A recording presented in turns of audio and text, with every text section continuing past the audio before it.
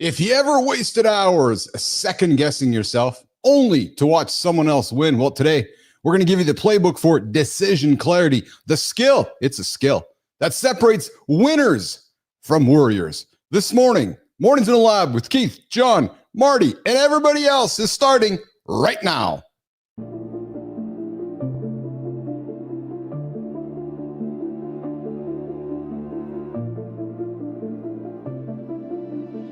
Welcome to Mornings in the Lab, where when something negative comes up, building muscle improves blood flow. From squirting to squirreling. Start small, build up, and expand from there. Be entertained by fun over here. How have I slept? Has my sleep been good?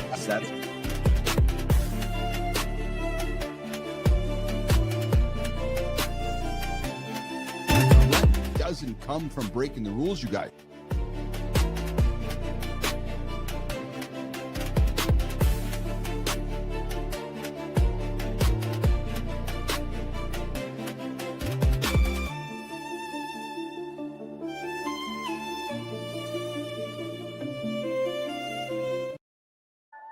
Hey, let's be real.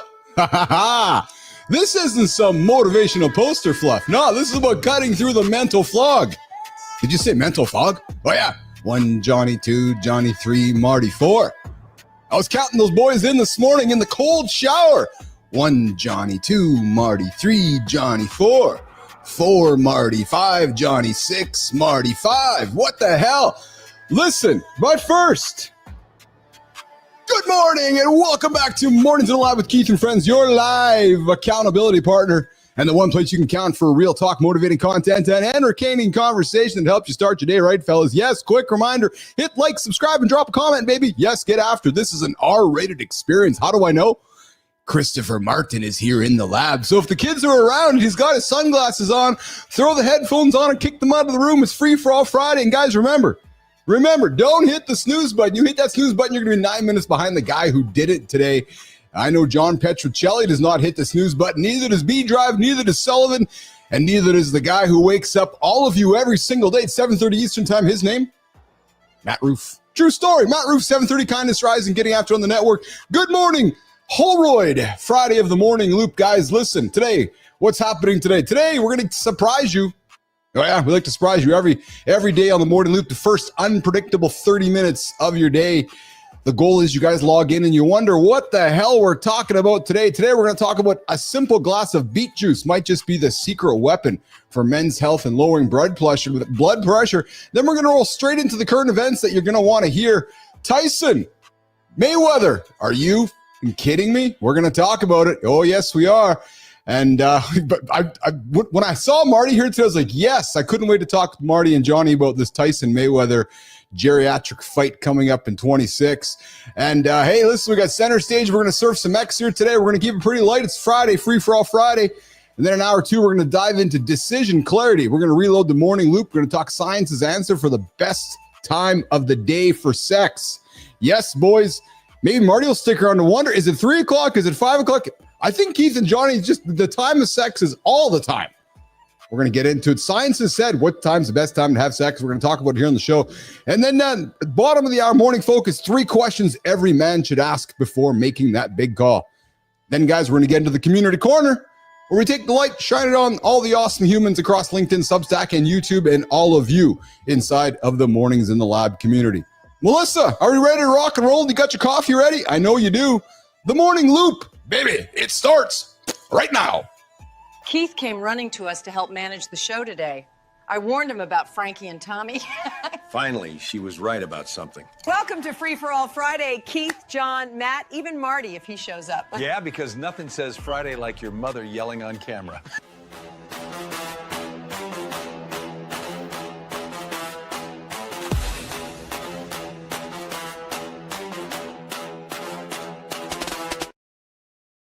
My brothers. What is going on, boys? What's going on? What's up, man? What's going on? Can you hear me, man? Loud and clear. How are you, boys? Doing good. How you doing?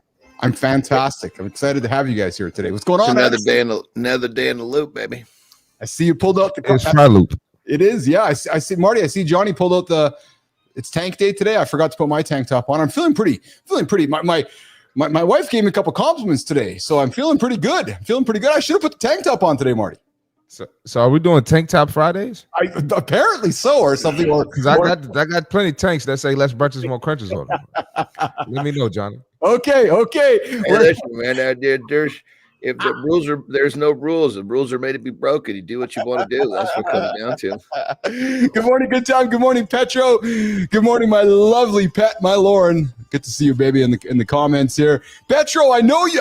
Petrocelli, no snooze button. I know you broke it. I absolutely know you did. Boys, how was your loop? Marty, how's the last, 48 hours for you, brother, since last time we talked to you? It's been great, man. I got some updates for y'all. I got one I can say on the show, and when I got to tell Keith and Johnny offline, but we'll do that offline. I was getting nervous for a second, Marty, because I'm like, well, Johnny, he hasn't told me anything, so he's going to reveal to both of us at the same time. So, Marty, what's your news, brother? Fake John Andersen came up to me yesterday at the gym. Fake John, the dude you've been talking about in the past. Yeah, he was talking to me yesterday, and fake John Andersen. Yeah, he tried to get 315 again. He went for like 4 reps again, man. It just, well, my shoulder. Actually, here's my orthopedic surgeon. He did some work on me, and just a lot of excuses, man. It made me think of John. That's awesome. That's those guys that always have an excuse, eh? They always do. Johnny, I know there's been many guys in your career of training men that did come to you and they're like, oh, I think I hurt my fucking pinky finger, Johnny. Well, it's more of when I'm doing a consultation, all of a sudden I got to hear about how great they once were. That's what it is. And I said, let's talking about your past, other than just gathering the mistakes that you're making so we don't repeat them, is a waste of our time. Yeah. Let's take that energy, let's put it on the future. And they're like, oh, it's like they're just so, because people get so geared to making themselves feel better by talking about what once was. Yeah. And it becomes like a fucking habit. You know what? That's interesting. I've known a few people in my lifetime. I don't spend much time with them anymore, John, Marty, because I've worked that energy out of my life. But John, you know what I'm going to say, man. You talk to those folks, and all they do is they're looking at you, but they're talking through the rear view mirror of their car. You know what I mean? Like they're completely living in the past. Well, and that's just it. If you have, I guess, what would you say? If you're happier in the past, you're not fucking putting much effort into your future. Oh, Marty. I love that. That was off the cuff right there, by the way. John Andersen dropping philosophy. John, you had to say that before, John. You had to have said that before. There's no way. God, that was like, you hear the pause. I was like, fuck, I better pull this one together quick. Philosophical Speak with John Andersen at 8:16 Eastern time on Mornings in the Lab. We're just learning, Marty, how to pull these philosophical drops just out of our ass, just out of the blue. Just John every now and then, John just drops them, man. Just out of the sky, just drops it. There you go. Yeah, he's a philosopher, man. So hey, it's free. I'm a simplifier. Yeah. And we got Mike Honcha. I see in the comments, sucks on that cigar the way that he sucks in a cigar. Exactly, Mike Honcha. Hey, Mike Honcho, I see you took all that effort to write all those words. And dude, I know you're a pretty smart guy, Mike Honcho, because you're spending some time with us here in the lab. If you're not a smart guy, I know you can probably spell some better words there. So, Mike, I love the fact you took so much energy and you're like, hey, I'm going to pull my phone out. I'm going to engage in this conversation, and then I'm going to be a dick. That's awesome. What was it? Was somebody talking about my cigar? Oh, yeah, because he says you're sucking on a cigar like you're sucking on a penis. So listen, here's the deal. Yeah. Listen, as long as my name is in your mouth, I'm winning. 100%. Well, you know so who's sucking on what right now? Well, no, it's great. Is that he recognized that as he continues to contribute to our conversation. It's just great. And it's funny because I love guys that stand there and hide behind these words and they just think that they're all tough, right? So I love it. Mike, you're awesome, man. Thank you for joining the show. I hope you subscribe to our channel. Marty. I was just gonna say, if that's the first thing he's thinking of early in the morning, I think he just needs to go make himself happy, man. Just go live out your truth. If that's the first thing you think about this early. The morning wood there, Marty. He woke up with the morning wood is what he woke up. 2025, man. Do your thing. That's it. Hey, Mike McQuillan is joining us in the lab here. Mike I used to bench 2 plates. I was huge. Oh yes, that was. You know what? I'm sure Marty and Johnny have heard that. If somebody's fucking bragging about benching 2 plates, Jesus Christ. It's like, I used to have $100. I used to. Yeah, it's like, what the fuck are you bragging about, dude? And then I went to A&W, only came home with 10. Yeah, that's about it. Hey, Melissa, what are we talking about today in the lab? All right, let's find out what the boys are talking about today. Oh, baby, you know what's coming. Boys will be boys. Over to you, Keith.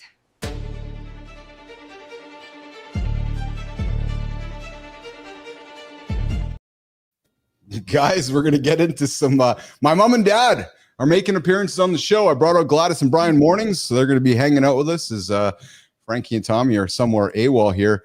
Guys, we're going to talk beet juice today. Beetroot juice. I know, John, you are a beetroot juice fan, and I've only started paying attention to it because of you. True story. You have been the impetus. Well, Terry is the one who brought it to mind. I mean, it's like, is there really a big benefit to it? I don't know. I mean, it's the way I work it out. I mean, granted, there's, according to what the science of it, it should help. Yeah. But I look at it like, okay, I get like 15 grams of creatine in there. I get my trace minerals in there. I get my apple cider vinegar in there. So it masks a lot of other shit that I take. Yes. So why not just, but funny enough, the way that I dial it in. So it's beets. I like beets. I just fucking don't eat them because they're sugar, right? And I like pickled beets. Okay. So when I put the apple cider vinegar in there with a little bit of Splenda, it makes this like pickled beet drink. So I've actually liked the taste of it now. Well, I found some science, Marty, that says digging into the science of beet juice and why it might be one of the most powerful and overlooked daily habits for men's health. On that level, when we were traveling last, we didn't have it with us, of course, because it's fucking messy as hell. Yeah. And Terry swore to God she felt different without it. No kidding. That's what she said. I ate a lot of beets growing up. My mom made a lot of pickled beets. I focus on saying mom there instead of mom. And I ate so much of those beets, Marty and Johnny. I got sick. I can't even smell them. I can't eat beets to this day because I ate so much of my mom's pickled beets. So we're going to get into that. We're also in the second hour. We're going to talk decision clarity. How many times, Marty, did you sit down in front of, I don't know, Netflix or a menu and you're like, I'm having a hard time making a decision? And I'm being serious because often we are paralyzed by choices. Marty. Maybe not Netflix or a menu, but I do find that sometimes. Yeah. In other areas of my life. But I think it's something that, or what, Johnny? What, man? No, I'm not talking about you. I'm just saying it's the mentally undeveloped fucking soul that picks up the controller and starts doing this. I love it. Know what you're gonna fucking watch before you pick it up, for Christ's sake. Yeah, well, there's some. Yeah. I mean, that's a guaranteed way to fucking lose X amount of minutes of your fucking life. So I would respectfully disagree a little bit, my brother. I think there's sometimes some fun in being curious with discovery, right? And I liken it to, and actually I'll liken it to a Matty Roof's show this morning and some of the comments I saw. I remember growing up with Saturday morning cartoons. Marty, you were too young for this, but getting up and scrolling through the channels, Johnny, and finding Scooby-Doo. Because there was no other way to do it. You couldn't look. You couldn't look at a fucking menu or ask what was out there and just go get it.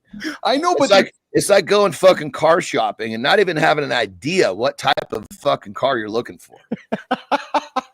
Well, I don't know if this counts, but at Saturday morning cartoons, I knew I wanted Nickelodeon. I didn't want Cartoon Network. I kind of been using this Johnny Simple lifestyle since I was a little kid, you know.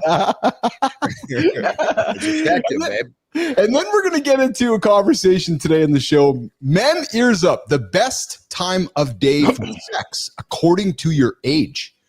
What the fuck is wrong with all these goofy fucking studies, dude? They talk about these studies just overcomplicate things that should be so fucking simple. I love it. Best time for sex, fucking anytime when you got a fucking boner by yourself with a partner. Fucking Jesus Christ. Look at all the energy that was spent on this fucking dude. The guy doing the test, you'd just been off humping somewhere. I love it. Marty, Johnny's got full of them today, man. I love it. We got some science that's showing there's hormone shifts, energy levels, circadian rhythms. I'm on the same page, man. It's always a good time to have sex. Always a good time to live a little bit longer. But hey, we're going to talk about that science. And if you're trying to find the right fucking time to do it, it means this must be some sort of a challenge. Well, fucking fix your lifestyle, and then you'll fucking have wood whenever you need it. Yeah. Fit presenter Mike says, I would have volunteered for that study. I suspect most of the community would have done that. Holroyd, I'm like that with corn. I had too many corn roasts as a kid. Can't do it anymore. So Adam, like myself, and I'm not only sick of beets.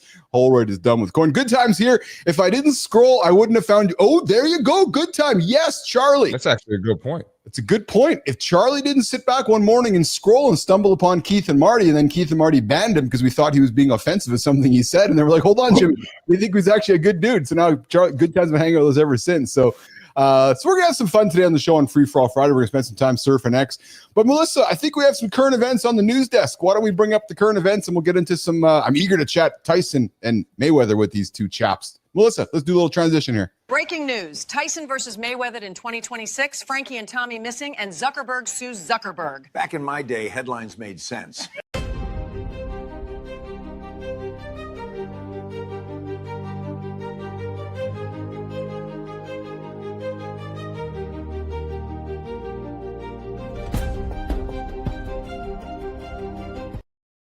So, guys, I woke up this morning to news made for morning radio or morning show stuff. The two old guys, Tyson and Mayweather, are fighting coming up in September, spring of 26. 59-year-old dude versus 48-year-old dude. Let's go around. Mayweather 48? Holy shit. Yeah, 48. And Tyson's 59. So going to be closer to 60 and 49. Let's go around. Thoughts, opinions. Marty, you first. You know, once upon a time, I would have been excited to see this. But after that shit I saw with Logan Paul and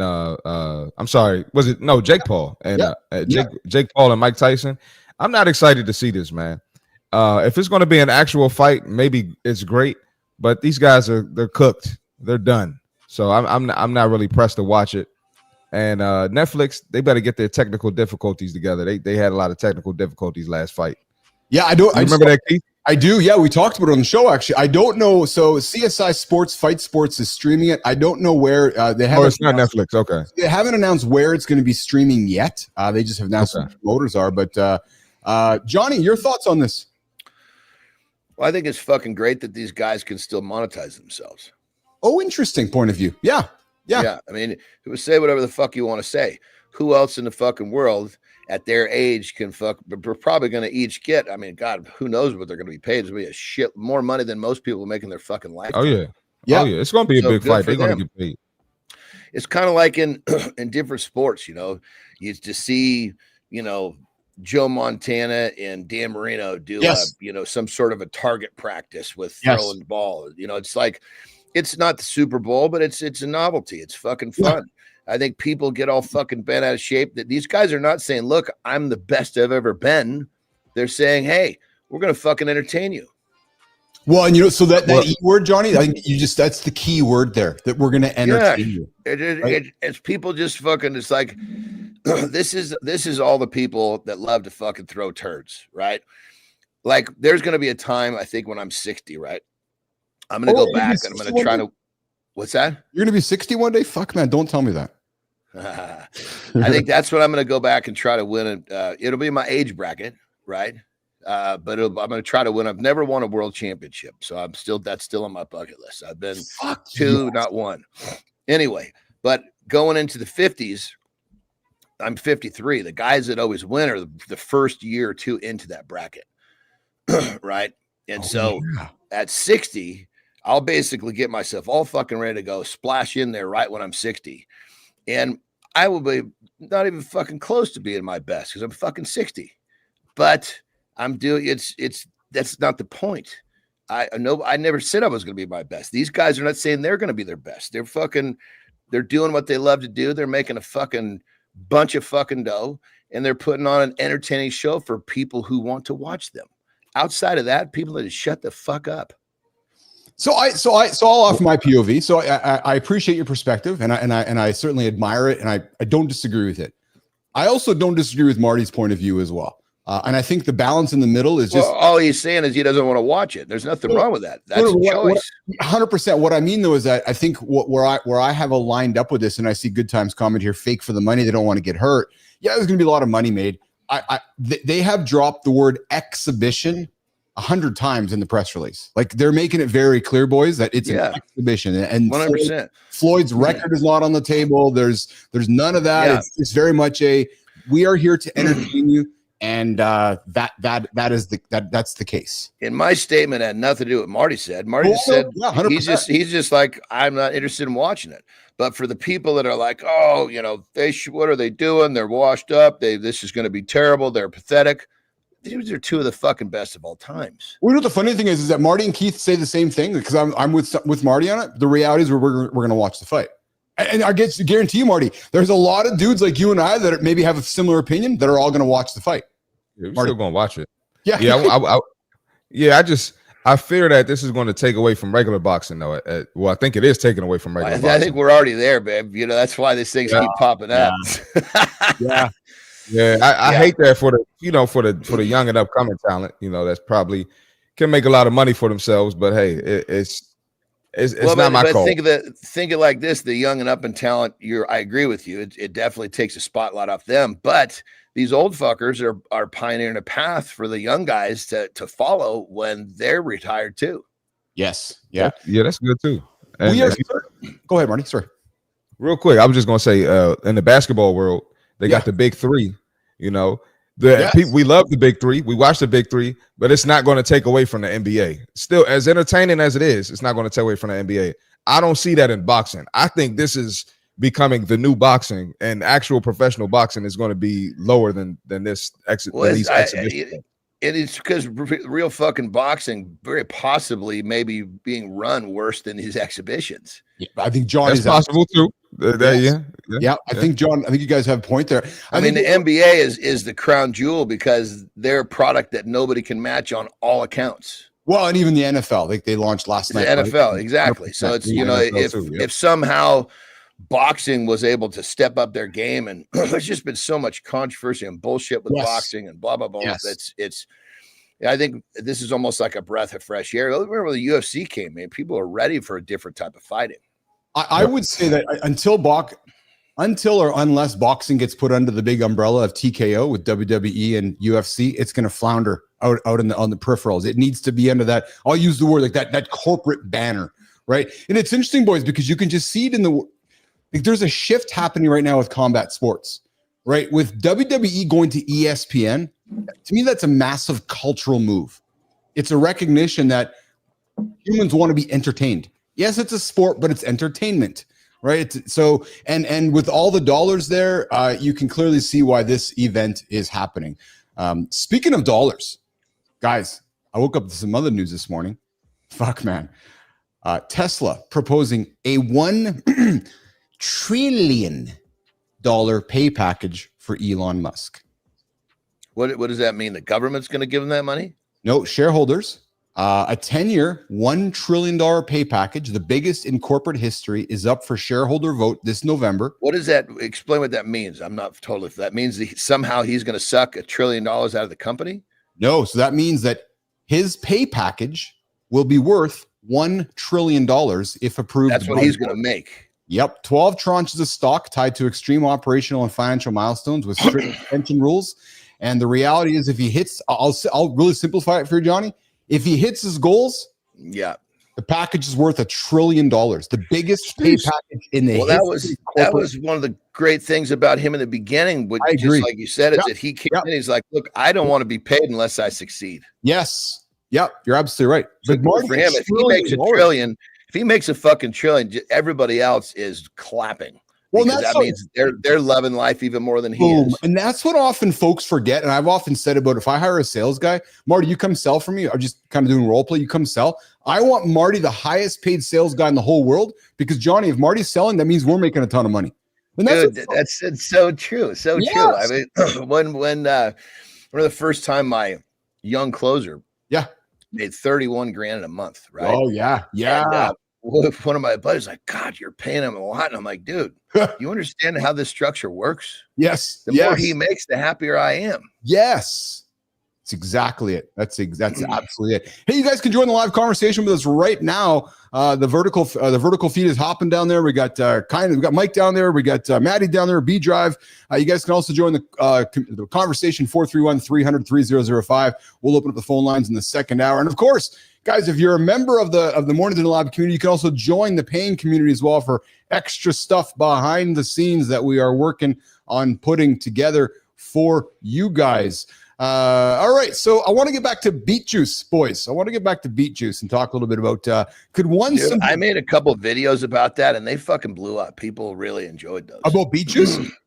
Yeah, look on my Instagram. I made 2 of them. Well, I saw one. I made one of them, and some people didn't like the apple cider vinegar, so I made a second one without it. Oh, interesting. Melissa, I think we have an opener for Melissa for beet juice. If we have that, let's run that beet juice opener, Melissa. We'll have a conversation about it. Is beet juice the secret weapon for men's health and lowering blood pressure? See, this is what a real man's breakfast looks like. Oh, please. What if the key to reclaiming your masculine vitality, your energy, your drive, your performance wasn't a prescription, but a forgotten root? We're told that declining energy and performance are just a part of getting older, that we have to accept a new, lesser normal by optimizing a system that's critical for everything from heart health to sexual function. It's time to reject the narrative of decline and reclaim your power. Let's build a new foundation of vitality. Tom Ritchie's joining us. John Petricelli is joining us in the comments. I'll see you guys. I'll get to your comments in a few moments. I want to talk beet juice with the boys. Hey, real quick, isn't this beetroot juice we're talking? Yeah. So forgive me. Root, not beet. And I want you to clarify. Very low sugar because of that. Okay. So actually help me clarify, Johnny. Is this the same thing or different thing? Like, is it the same or different? Well, fuck, I'm quiet because I just assumed you said beet. I was assuming beetroot. Well, so I thought they were one and the same. So forgive me for making a mistake here. And I mean that. So is it? I honestly, the only thing in my mind I'm thinking is, like when Terry asked me, "Hey, do you want to do this with me?" I looked at the thing, how much sugar's in there. Well, let's ask Grok. I'm thinking beets and sugar. Yeah, very little sugar. Grok, like there's Grok is beetroot and beet juice the same thing. Grok. Beetroot juice and beet juice are the same thing, essentially. Just two names for the liquid from beets. As for sugar, an 8-ounce serving has about 19 to 22 grams of natural sugar. So there you go, Johnny. So about 19 to 22. There's something different because the mind doesn't. If I had that much sugar, I wouldn't be drinking it. So here's the benefits of. So the science has looked into this. High blood pressure, one of the biggest silent killers, especially for our audience, men over 40. But these studies have shown that something as small as 250 milliliters of beet juice daily can lower your systolic pressure by 3 to 5 points, reducing risk of stroke and even improving your blood flow within hours. And guys, this isn't just theory, it's real proven men's health science. So there's a lot of great benefits for us aging men to drink beetroot or beet juice. John, Marty. Yeah, no, when I hear these studies, I always immediately think, okay, so you got some fucking guy that's drinking this. You know, for most people, it's going to be stepping outside their comfort zone. Once they step out of their comfort zone, probably going to do a few other things outside their comfort zone. Yeah, so my question would be, is that study based truly on the beetroot juice, or this fucker like, God, I just choked that down. I'm going to go for a walk now. Yes. Yeah. I admittedly don't know. I'd have to look further into study. So beetroot juice or beet juice, rich in natural nitrates, which convert into nitrous oxide, helping blood vessels relax and widen. And John, you'd understand that science right from the basics of that, right? So yeah. And real quick, I would just want to put this out there. I do this. So I have a baseline of before and after, and my fucking rhythm is tight. So I have a really good baseline to understand with and without. Well, and truthfully, sorry, go ahead. Anybody thinks that this is going to be some button you're going to push that's going to overcome your shitty lifestyle, think again. Yeah, well, and John, I put these on the table because I know that you're our human experiment here, and I know you do this. That's why I want to put it out here because it leans into our experience. Hey, Johnny, Lauren has a question for you. Do you use a beetroot powder or do you juice the fresh beets? If you use the powder, then that would be the difference. The sugar would be stripped out of the powder mix. There we go. So that because I know like a regular beet, that thing is, that's why I don't eat regular beets. So that's why it's kind of interesting. I'm glad that Lauren brought that up. So I was drawing a blank on how they had become different, but I thought it was the root portion. Okay. But clearly not. Marty, have you ever had any beetroot juice or beet juice? Marty, do you drink it or? Yes, I get the pressed juice. Not enough to know a difference in my energy or know a difference in my testosterone and my mental clarity or anything like that. It's because you live a life that's got that shit in place already. You know what I mean? Just like I'm saying, you know what I mean? Yeah. But yeah, I've had it. It tastes good. I've had it. Like I get a juice from this store called Wegmans out here. It's like mixed with carrots and some other stuff. So it's good, man. I love it. Now I'm gonna get some today because Johnny told me to, you know? Yeah. I don't drink juice. I'm gonna paint a broad brush here. I just don't like to drink my calories. Now, before you guys jump on me, I know there's a lot of value in the beetroot stuff. I get it. I just from just the whole idea of drinking calories, I just don't like to do it. There's not many calories in there, brother. No, I know, but no, it's just the idea of drinking juice, like orange, like any kind of juice, Johnny.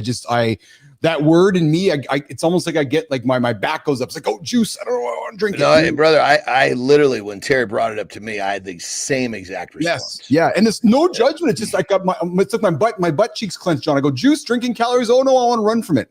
It's like me and skin cream. You've heard you know what I mean? That's just my own neurosis about it. Right. So I went through the same thing. It wasn't until Terry kind of started pointing out, look, you can put your creatine, you can put your apple cider vinegar, you can put your trace minerals. So it really doubles as like a carrier for getting a bunch of shit down I was doing individually. Now it's just one clean. And then I'm able to take my morning because it's nice. I mix it so it's fairly thick. Yeah. So I can take my vitamins with it. So that it serves a purpose beyond just the idea that it's beetroot juice. There you go. I'll tell you something. Don't jump on me for this one, but I did discover something I'm sure all of you guys discovered 100 years ago, but I just recently discovered it last week. I found a healthy snack that is full of sugar, natural sugar. But dude, frozen grapes. Like frozen grapes. It's like candy. I'm like, holy smokes. I ate some. So Lauren threw some grapes in the freezer last week. I ate them. I was like, wow, that was like a treat, John Marty. I sat down on the couch before I went to bed and had a few frozen grapes and it satisfied me. Just so you know, that's the absolute worst time you could eat those. Oh, there's no question about it, John. 100%. Yeah, I know, John. But have yourself a tablespoon of almond butter, then those grapes, and you're good to go. No, but you're right. I know it is high glycemic sugar, bedtime. I get all of it. I was totally there with you. But here's what it was, John. It was that or it was chocolate chips. I chose the grapes, the frozen grapes. That was the better choice out of the situation, right? And I know you're nodding because I know you can relate to that. But it was more so for me discovering frozen grapes. I was like, oh, this is pretty damn good, actually. Yeah, for sure. There's a few. You know, the funny thing is, too, is that if we go back in time. Yeah. Like when I was a kid. I lived on a farm, so I was eating like fruit right off the fucking vine. And it's just not the same anymore. Yes, yeah. You know what I used to crush growing up? Frozen orange juice out of the can.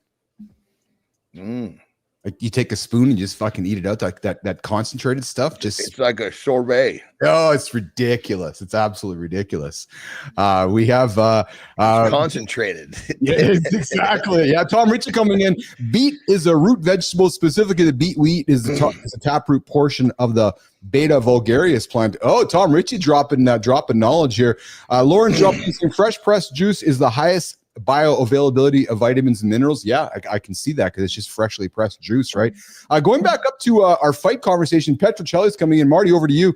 I agree with Marty. Tyson versus Mayweather takes attention away from the fights that should be a focus. I'm also concerned about Tyson as he could barely stumble his ring with the overhype fight with Jake Paul. That's fair, absolutely. And Tom coming back with, salespeople should have the ability to make more money than the CEO. True story along the way. Dude, sales is some of the fucking richest people on the planet started off in sales. Absolutely. Yep, absolutely. Hey guys, I got some breaking news coming from the lab this morning, from the Mornings in the Lab universe. I know if you guys have been paying attention, we're slowly building a universe of characters alongside myself and Marty and Johnny. Well, yesterday, if you guys have been watching into the content, two familiar faces that we've been working with, Frankie and Tommy, officially missing in action. Yep, they are gone. Eyewitnesses. How does that happen? I don't know. Eyewitnesses last spotted the pair arguing on a seaside sidewalk outside a bagel shop at sunrise. They were getting up. Reports say Frankie was demanding extra ketchup packets while Tommy was muttering something about just wanting coffee. Moments later, they just disappeared. I saw they were on a video on some park bench singing Kumbaya Sativa or something. Is this bullshit, or is this just part of their story, or did they like disappear from your hard drive? I honestly don't know. I'm as confused as anybody. I know Melissa was working on. I'm as confused. So this whole thing is really kind of fucked up. It's real. It's not real. I don't know. But AI's coming in, fucking playing tricks. So dude, man, it's crazy, man. It's the local authorities describe the scene as you're being real. It's chaotic. So and then they found this half-empty styrofoam coffee cup, laptop, cracked screen, no further clues. So Gladys. My mom, the AI version of Gladys, says she's not surprised in the slightest. And yes, she told me off the record that I told me. And then my old man, Brian, back says, at least I left a note. So the investigation's ongoing. Stay tuned, guys, nation. We're going to see what's happening with the Frankie and Tommy. Right, so we're creating a story here. I got you. Okay. Yeah, it's a story. Yeah. Keith's so creative, man. I appreciate that. I was just trying to figure out if we had our first case of AI fucking coming back at us for some weird reason. I worked really hard on. I appreciate that, Marty. That's a nice compliment from you, man. I appreciate that, guys. I found something. This is to create a narrative around these guys. It'll be kind of fun. Yeah, 100%, absolutely 100%. All right, guys, listen. It's we're coming 42 minutes into the hour here. Keith, John, and Marty here on Mornings Lab, free for all Friday. I believe Rufy is joining at some point on the show here. Johnny, you need to step away for a quick little break, because if not, I got something ridiculous I got to throw on the table for you. I'm gonna make it. I'm a little behind. I would say I'm a little behind in my water, so I'm gonna be good for a little while. Another 15 minutes. I want to hear this. I'm gonna have to roll soon, though. Marty, British surgeon.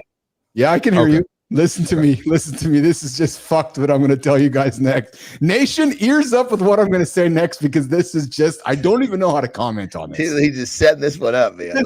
That's ridiculous. So when I saw this on the headline, when I came into the lab this morning, I was like, Melissa, this is perfect discussion. British surgeon Neil Hopper, 49, intentionally froze his legs in dry ice so doctors would amputate them, driven by a fetish for limb removal. He has a sexual fetish around limb removal, so he asked the doctors to cut his legs off. There's fraud involved. Christ. He lied to his insurers, claiming that sepsis forced the amputations, collecting $623,000, spending it on luxuries like a camper van and a hot tub while he had no legs. He was charged with 2 counts. I'm sorry, I have to start laughing. Not at just this whole fucking thing. It's fucking wild shit. This is bizarre. 2 counts of fraud by false representation, 3 counts of possessing extreme pornography, videos of men having their genitals removed. So the guy has spent 2 years, 8 months in prison, and the fallout, patients of questions if you push this unnecessary amputation. So he was a once respected surgeon. Now he has been charged with defrauding insurance companies, spending time in jail, all with no fucking legs and no money left. Christopher Martin, comments from you first, please. That's why you can't get too freaky, man. You gotta stay within the limits. You can have some stuff you like, you can have some stuff you want to try, but as soon as you start going down that too freaky path, that's when there's consequences to it. All you got to do is be normal, man. If you want to go get one off, go get it off. But that right there is too far, and I think he deserved that. I'm willing to say you deserve exactly what you got, sir. That's what you get, weirdo. Yeah, Johnny. Bizarre. I mean, my brain goes right to, so one of my pretty much my, if I had to rank my training partners, this guy's the number one, right? He was a fucking savage, still is. Yeah. But he ended up having to have he had an injury, a real bad injury in a strongman competition. Had to have one of his fucking legs amputated. Oh my God. From at first it was below the knee. Okay. And then they had to go above the knee. So I have it twice. And Oh man. watching him go through that. Yeah, and someone that you love, watching him go through that, it just, to me, it's like, God, this guy really fucking doesn't understand life. No kidding. Wow. That's ridiculous, man. That's absolutely ridiculous. Good time. I got your video. Buddy, go ahead, Marty. I was gonna say, I'm sure your buddy would do anything to get his leg back, and then you got an idiot like this. Fucking kid, dude. He fought through. I mean, he went through years of infections just to keep. Years of infections to keep his leg. They couldn't stop it, right? Then they cut it just below the knee. He fucking fought it again in another couple of years. They had to go above the knee to finally get, because there was some sort of an infection in the bone just below the knee. And so he had fought for 5 years to keep every part of his leg. And, it's just like, to watch someone go through that, and then to have someone intentionally do this is fucking nuts to me. It is. Yeah. Intentionally. That's interesting, Johnny, because what you just said about your buddy who lost and people don't have that choice. And then there's this guy that intentionally went in and said, like, that's fucking bizarre, man. Good morning, Enzo. Good morning from the future. We got Enzo joining us here. Marty on the show. Good to see you there, brother. Hey, Mark Zuckerberg just sued Mark Zuckerberg. Yeah. So Mark S. Zuckerberg, a bankruptcy lawyer in Indiana, sued the other Mark Zuckerberg because Facebook kept suspending his accounts for impersonating a celebrity, even though the real Mark Zuckerberg, that's his real cost of his real name. So he actually sued them in September of this year, and he's practiced for 38 years, long before Zuckerberg's name was famous. And Meta's response, they restored his account due to error. But it just shows that there's a surreal clash of these names, expose the flaws in Meta's moderation. There's two Mark Zuckerberg. So one, can you imagine how long this dude has had to deal with it? My name's Mark Zuckerberg. Are you the other guy? Like, fuck, right? Well, I guess, John, you too, man, because you're Andersen. There's a lot of John Andersons, but you're the uniquely spelled John Andersen. Yeah, but it's how many accounts that I've had in Facebook and Instagram that are basically impersonating, and we'll report them. They don't fucking go away. Well, I know when I started working with you trying to get shit set up, I was like, holy fuck, how many John Andersons are there actually out there that exist? Well, then Marty, you had the guy come into your gym and say, oh yeah, I know John Andersen is the popular name. Hey, Marty. You got guys like that.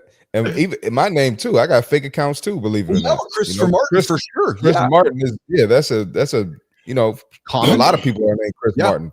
You got the guy in Coldplay who's famous name. You're right. So. Yes, that's absolutely. Well, what's crazy part, these guys that are doing with me, what they're doing is they're basically reaching out to clients of mine and basically saying, hey, I need you to send me $200. I'm stranded or some bullshit. Are you kidding me? I swear to God, dude. That is incredible. It's unfucking believable. People got nothing better to do, actually. That's what we're gonna do. Geez, if you put your time into actually being truly productive, you'd make a lot more than $200 fucking. Yeah, well, I agree. Yes. Hey, Johnny, quick thanks from me to you, man. I saw your note to Carts yesterday. I know he hasn't responded to yet, but your timing was perfect. Marty Carter's in Saskatchewan, and I'll be honest, he's struggled the last couple of days. Good. So that worked out well. The timing of that. The timing was fucking perfect. I cannot tell you enough how perfect it was, because he's learning how to live life again. And I want to talk for a few minutes with this, guys, because you guys both pro athletes.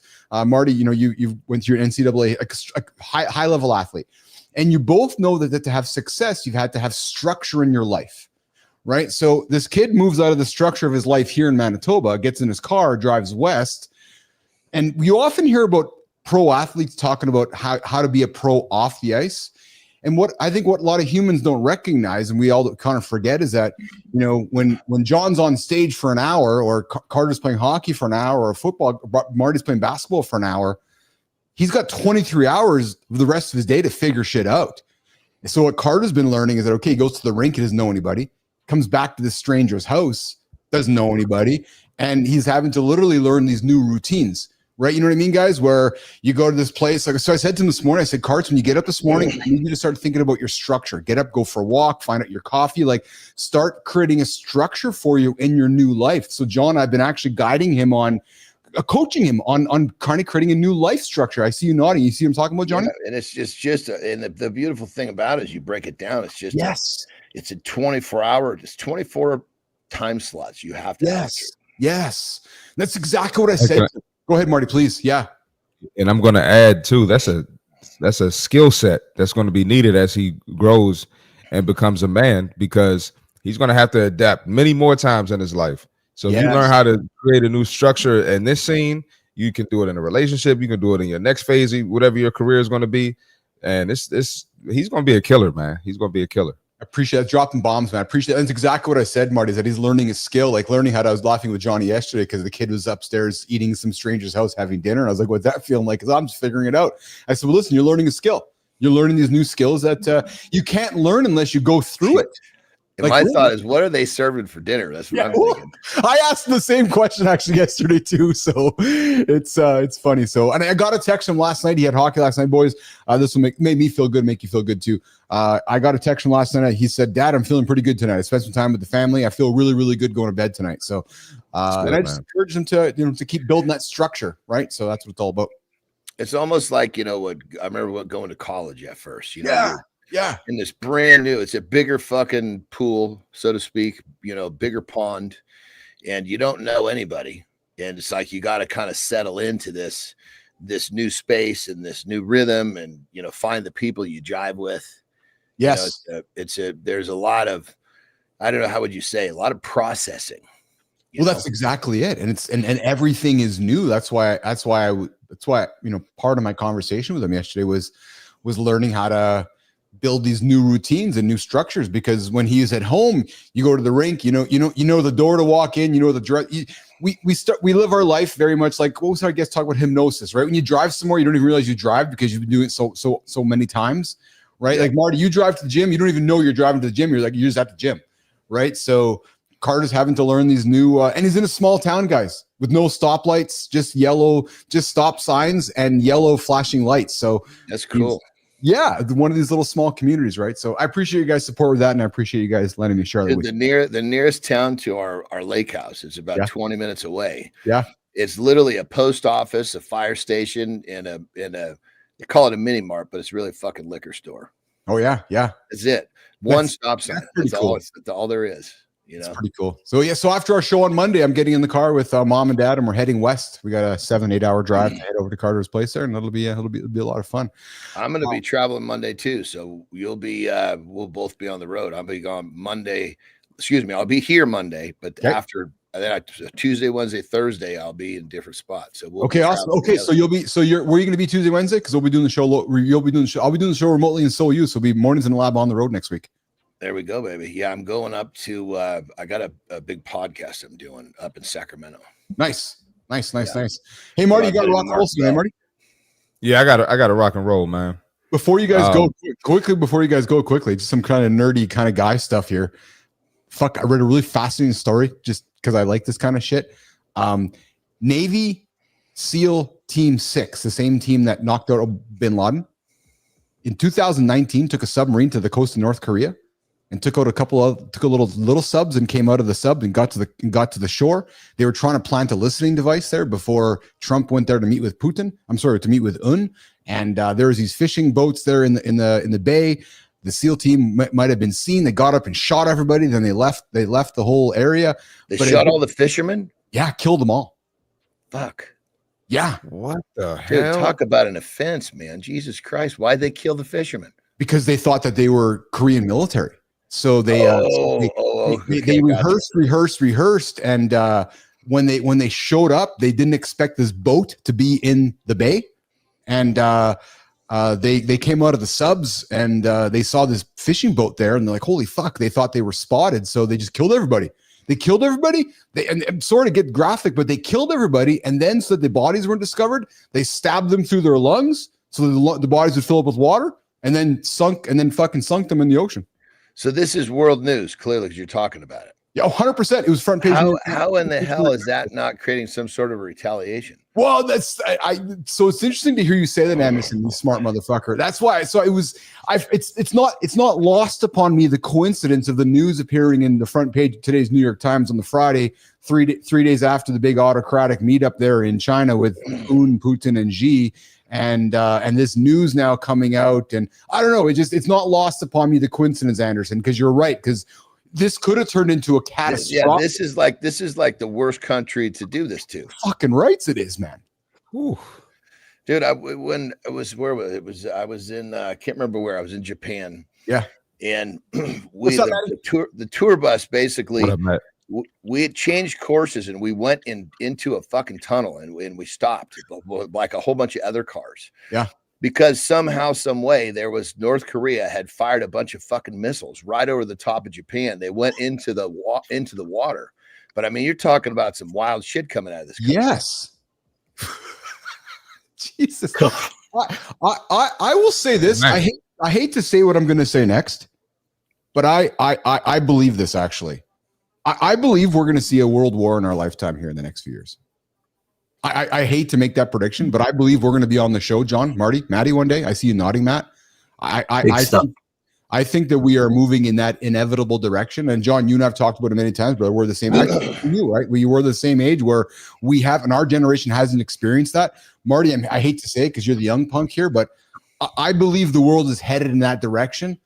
Yesterday, Putin said any Western troops on the shores of Ukraine, they become targets. Right. So well, then the question is, because we know what World War I and World War II were like. What is it? What the landscape is so different. Nobody's on the fucking front line shooting a goddamn machine gun anymore. No, you're right. And that's bingo, brother. So what is it? What it define World War III?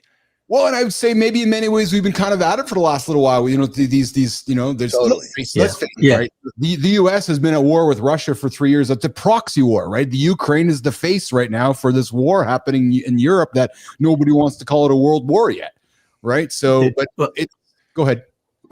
Here's the thing: we're at war all the freaking time. It's the nature of politics, whether it's happening on the front lines, happening through drones, happening through diplomacy, whatever the case may be. That is the world. That's how we live, right? And how we interact with other countries. But I believe I'm with you that there's going to be escalation beyond anything that our generation has ever seen. I don't know if you call it a world war or not. I think it becomes a world war when the superpowers all get actively involved with. And we're constantly at war. We're constantly wars are basically just transfers of wealth. Yeah, hard to argue with that, brother. Absolutely. Hard to argue with that. Well, let me get out of it's the war industrial machine that has started since forever. Yeah, let me get out of DC before it happens, man. I got to get out to DC. Oh yeah, dude. Marty, come here. Come hang out. I got out back in the 90s too. Same thing. Marty, you know I don't know what's going to happen here. Marty, I'm going up there. You come up to me, Marty. You come up to, and Johnny's out in the middle of nowhere in California. There, Johnny's fine over there. So, but here, I'll wrap this heavy topic up with this one comment. It's not lost upon me with one comment that's also kind of making its way through the news last night. The administration wants to change I'll rephrase that, is changing the name of the Pentagon, and from the Department of, Johnny, listen to this, these keywords here, Department of Defense to the Department of War. So he wants to remove the name the Pentagon, wants to remove the name, and they're signing executive orders. So the name the Pentagon's leaving, the name the Department of Defense is leaving, and it's going to be renamed the Department of War because that's how you portray warriors and fighting. So interesting. Yeah. I mean, it's not surprising that we take a step back in that direction, in my opinion. I mean, it's the same thing we're talking about all along. I mean, we're calling it what it is. Yes, I believe that 100%. But that the Department of War was the terminology in the 30s and the 40s. Yeah, it's the same conversation as the setup to what the hell is going on, man. That's like saying we're playing to win versus playing not to lose. No, that's exactly it, John. 100%. I love it. 100%.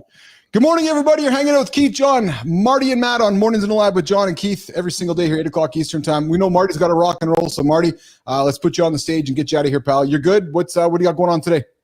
Good, man. I'm gonna update you and Johnny later, but yes, look forward to that text. I'm gonna get a leg day in. I don't know what Johnny got today, but I'm getting legs today, Johnny. Got a baby. You know, I gotta say, Marty, I'm digging the new hairstyle. Looks good. I love Marty's hair, man. Yeah. Oh, thanks, man. Appreciate it. It's moving in that professional direction you need to be going in. So that's good. No, appreciate it, man. I want to see Marty grow the big fro, man. I want to see a big fucking head of hair on Marty. Keith doesn't want to be the only long haired guy on the show. That's all. He wants the flow. Gotta have the flow, man. Big fucking hair. Big hair. All right, Marty. I'll see y'all Monday. You bet. Yes, sir. Hey, good seeing you, man. Brother. All right. Melissa, let's reset hour 2. Let's do a John Andersen. Let's transition to a John Andersen lifestyle tip, Melissa, and then Johnny can sneak away for a break, and then we'll come back and reset hour 2 and have some conversations around clarity and some of the things I have on the table for hour 2 here on Mornings in the Lab with Keith and John. We got our brother Matty Roof here as well, the host of Kindness Rising, 7:30 Eastern time, right here on the network. So, Melissa, when you're ready, let's do that transition, and we'll do a lifestyle tip with Johnny. I'm going to sneak away for a quick pee. John can sneak away. John, after that, you sneak away for a pee. We'll come back, keep the conversation going. Okay, brother? Real quick. I don't sneak away for a pee. I sneak away for a piss. Of course you do. Yeah.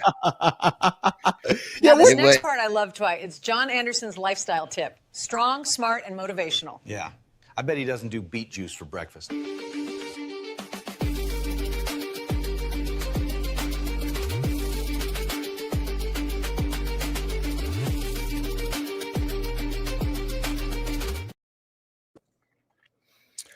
All right. If you guys are here, it's because you're looking for something more. Trying to move ahead in your life, and good for you. Well, here is a tip that can be drastically helpful. You see, we're all programmed to do a certain rhythm of life, live a certain rhythm of life, Monday through Friday. The weekend comes, and again, we're programmed. This is just kind of time where we do what we want to do, blah, blah, blah, blah, blah, whatever you want to call it. But here's the deal. The people that get ahead, Saturday and Sunday are just a different name for days to be productive. So if you take the initiative to be productive and be constructive and work on yourself, work on whatever it is you're trying to get better at, you're going to be ahead of the masses by 2/7. I don't think that's correct. The math. I hope that math's correct. But the bottom line is this. So many of you guys are spending 5 days trying to get ahead, and then you're spending 2 days going back. So let's just say it's even steps, but it's not. 5 steps forward, 2 back. You're not making much progress. When in actuality, those 5 steps forward are the 2 steps back are more like 1.5. So you're losing like 3 of your 7 days in terms of your racing progress. So the tip is this: if you're trying to get ahead, create a rhythm of life on the weekend that's very similar to the rhythm of life during the week. I have so many clients that I've helped just by changing their Saturday, Sunday rhythm of life. They make so much progress. And once they see that, it's addicting. They want to keep going. Now, I get it. Many of you guys, you can't wait for Saturday because you don't have to do the same dumb shit you were doing Monday through Friday. I get it. Well, take that Saturday and Sunday time that you have and invest it into something you want to do that's productive, that will hopefully help you escape that Monday through Friday job. And I say job that you don't want. But really what I'm getting at is this. Don't be fooled by the way we were programmed. You don't have to follow society's rules. The rules are made to be broken. Break the rules, not the laws. Break the laws, you go to the clink. Break the rules, you get ahead. Rock and roll. Now, here's something serious. Today's deep dive is all about decision clarity, the skill that separates winners from worriers. That Boyle's been confused since the day he was born.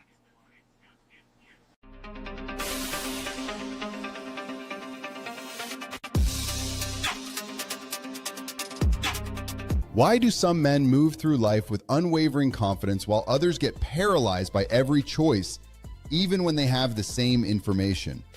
If you've ever found yourself endlessly weighing options, seeking more data, or second-guessing decisions you've already made, you're experiencing something that's keeping millions of capable men from reaching their potential. Breakthrough research in performance psychology shows that the difference isn't intelligence or even access to better information. Once you understand this skill, you'll never again be trapped by indecision or haunted by what-if scenarios. Let's unlock the secret that turns uncertainty into your competitive advantage.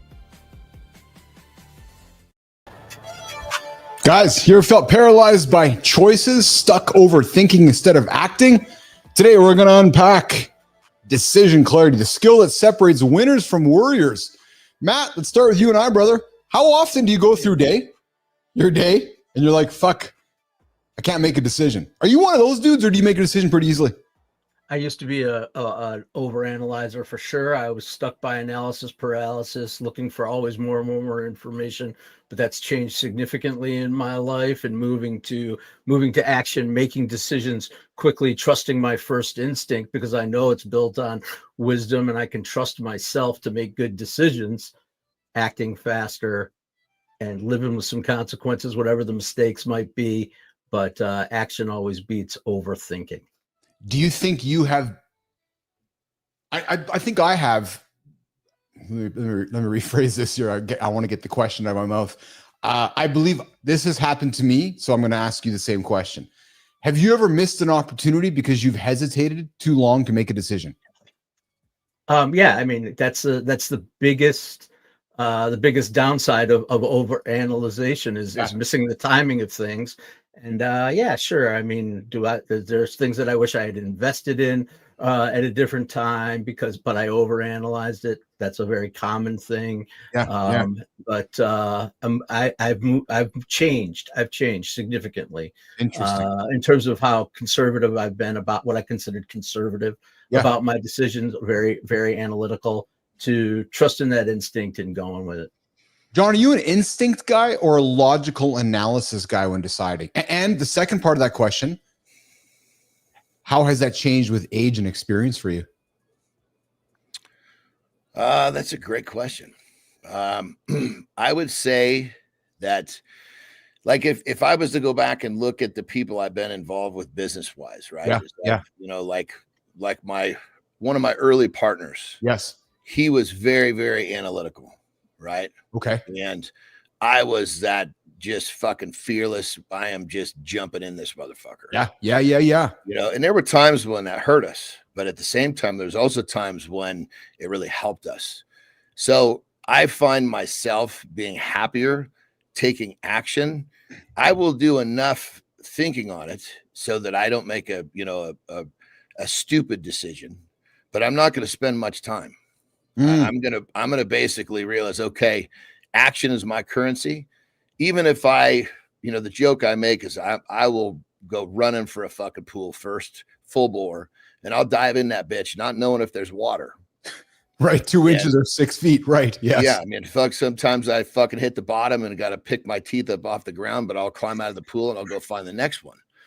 And when you have that mentality, it's for me, it just kind of developed that thing like, I can lose my teeth, and I'll be fine. Well, and I would suggest to both you guys. I was just going to say, I think the last thing on that level is it just gave me the confidence to know that whatever I choose to do, I'm going to get it done. And largely because a huge chunk of that is because I'm taking action when most people are sitting there fucking thinking about it. Well, and it's interesting you say that, Matt and John, because you would look in the mirror and classify yourself as a winner. I was an outsider, would classify yourself as a winner. And maybe I would think of myself as one, Matt, you as well,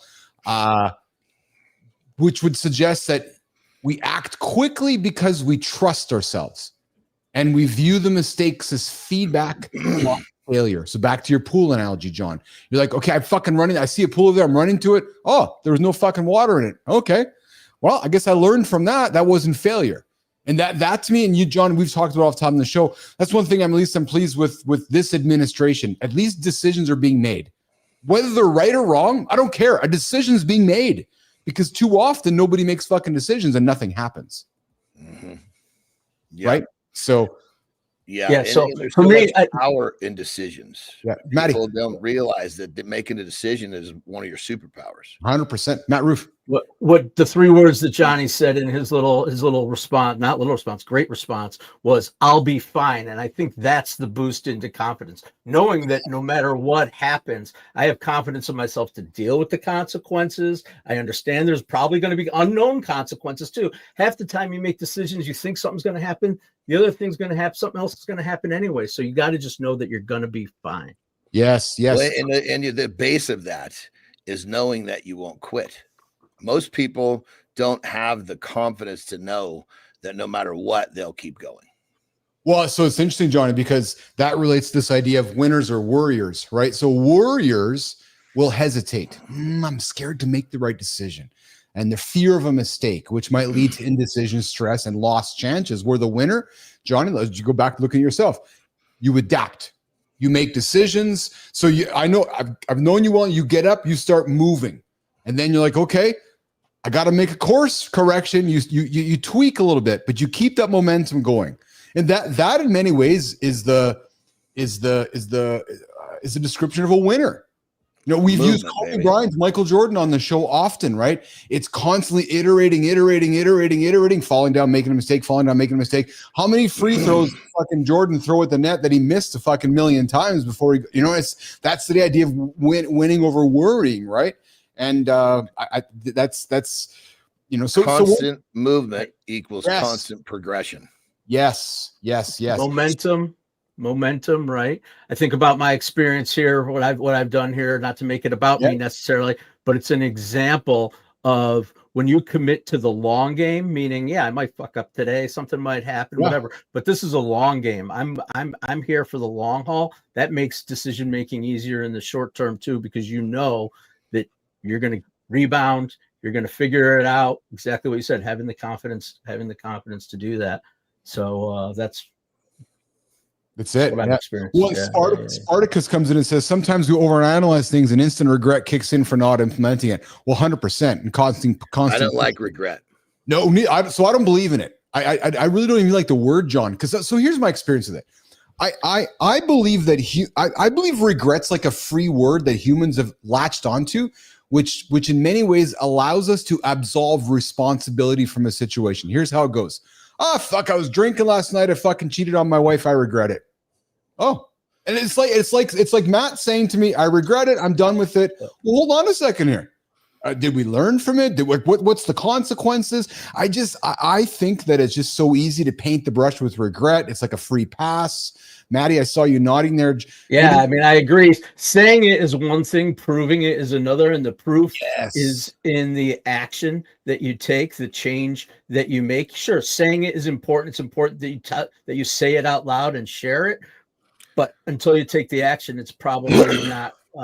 It's probably not going to be what's going to help you grow. Yes, I've been a big gut guy. As I was growing icy, you see one of the skills Maurice and I really played off each other was, you know, Maurice was very much more of a pessimist, more of a glass half empty. I was more glass full and more always looking through the front, but very much a gut guy. I think maybe a lot like yourself, John. I feel like if I go through enough experiences, I start to see patterns and I start to recognize those patterns, and you kind of start to feel there's something in your gut that helps you make a decision on those patterns. And I also, you guys heard me talk about this often as well. As we get older, I feel like you can feel time, which allows you to make decisions. For example, this last week here, September 1st, anybody with kids, we all know what it's like when they go back to school, right? And so you can start making decisions based on time. But here's a takeaway for guys that maybe struggle with making decisions. The 10-10-10 method. How will this decision matter in 10 minutes? How will it matter in 10 months? And how might it matter in 10 years? Something to consider when you're making decisions, if you're stuck making decisions. So I thought it was an interesting conversation. I've been around a lot of people, man, that can't make decisions. They just can't make them. They get stuck and they wallow around. It's like, make it and live too much. Yeah. Anytime we do something a lot, it's you get better at it. Yes. Living with that anxiety in your head is not worth it, man. Free yourself and make the decision and take the action. Yes. Okay, so I teased the topic here at the top of the show, and Johnny had a very strong opinion on it, which I don't disagree with, but I like to put fun topics on the table regularly. And it's the topic of the best time of the day to have sex based on age. And I think we have a little teaser here to throw on the table. So, Melissa, if you want to throw that up there, let's put that up there. Let's talk about the best time of day for sex according to your age. Melissa, you want to run that? Oh, I thought Keith was kidding. They're really talking about the best time of day for longevity work? I'm with John. People overcomplicate life. Do it when you feel like it, people.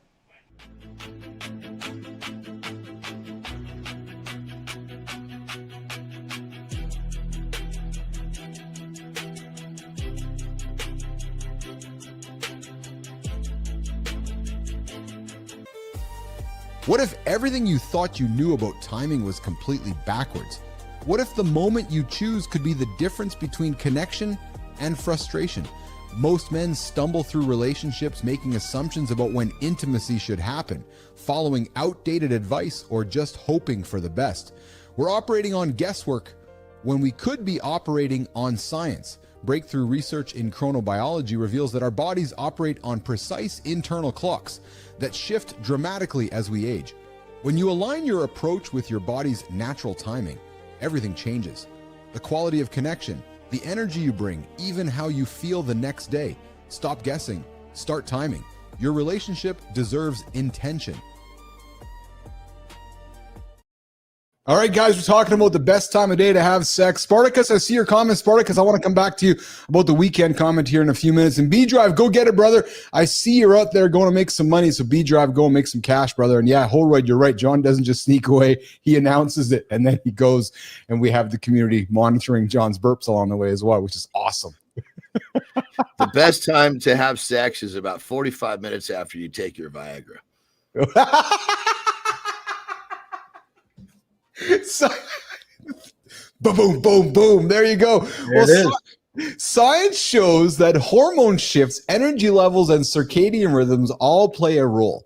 So we're going to have some fun with this, guys. Understanding how age impacts optimal intimacy, impacts life here. So let's get right to it. In your 20s, 3 p.m. seems to be the right time to have sex, guys. Hormones peak mid-afternoon, high libido. 20s, are you kidding me? It was anytime. anytime. Dude, I'm so attracted to my wife. I just want to have sex all the time, man. 30s, 8:20 a.m. In your 30s, the exact time is suggesting at 8:20 a.m. when testosterone surges in the morning, sex here sets the tone for positivity and focus. So if you're in your, Marty should be getting that morning wood at the 8:20 time and getting after it. In the 40s, boys, our last decade, the three of us, 10:20. I know that's way past my bedtime. Johnny's snoring by 10:20. Evenings, PM. Yeah, PM. I'm talking PM, 10:20 PM. Yeah. And 30s was 8:20 AM. Okay, so this is for us, boys. The 50s, 10 PM. Night intimacy promotes bonding and oxytocin release for better sleep. Speaking of sex, boys, I was talking with Carter about this yesterday too, and I know he's craving his girlfriend. I'm like, Bees, listen. I said, I know that, you're missing your girlfriend and shit, but just think about this, man. You spend some time with your girl, you're going to be done it all in fucking minutes, and you're going to go back to fucking sitting back lonely again. So don't get caught up on the minutes you're missing with your girl. Anyways, the 50s, 10 p.m. And then in the 60s, 8 p.m.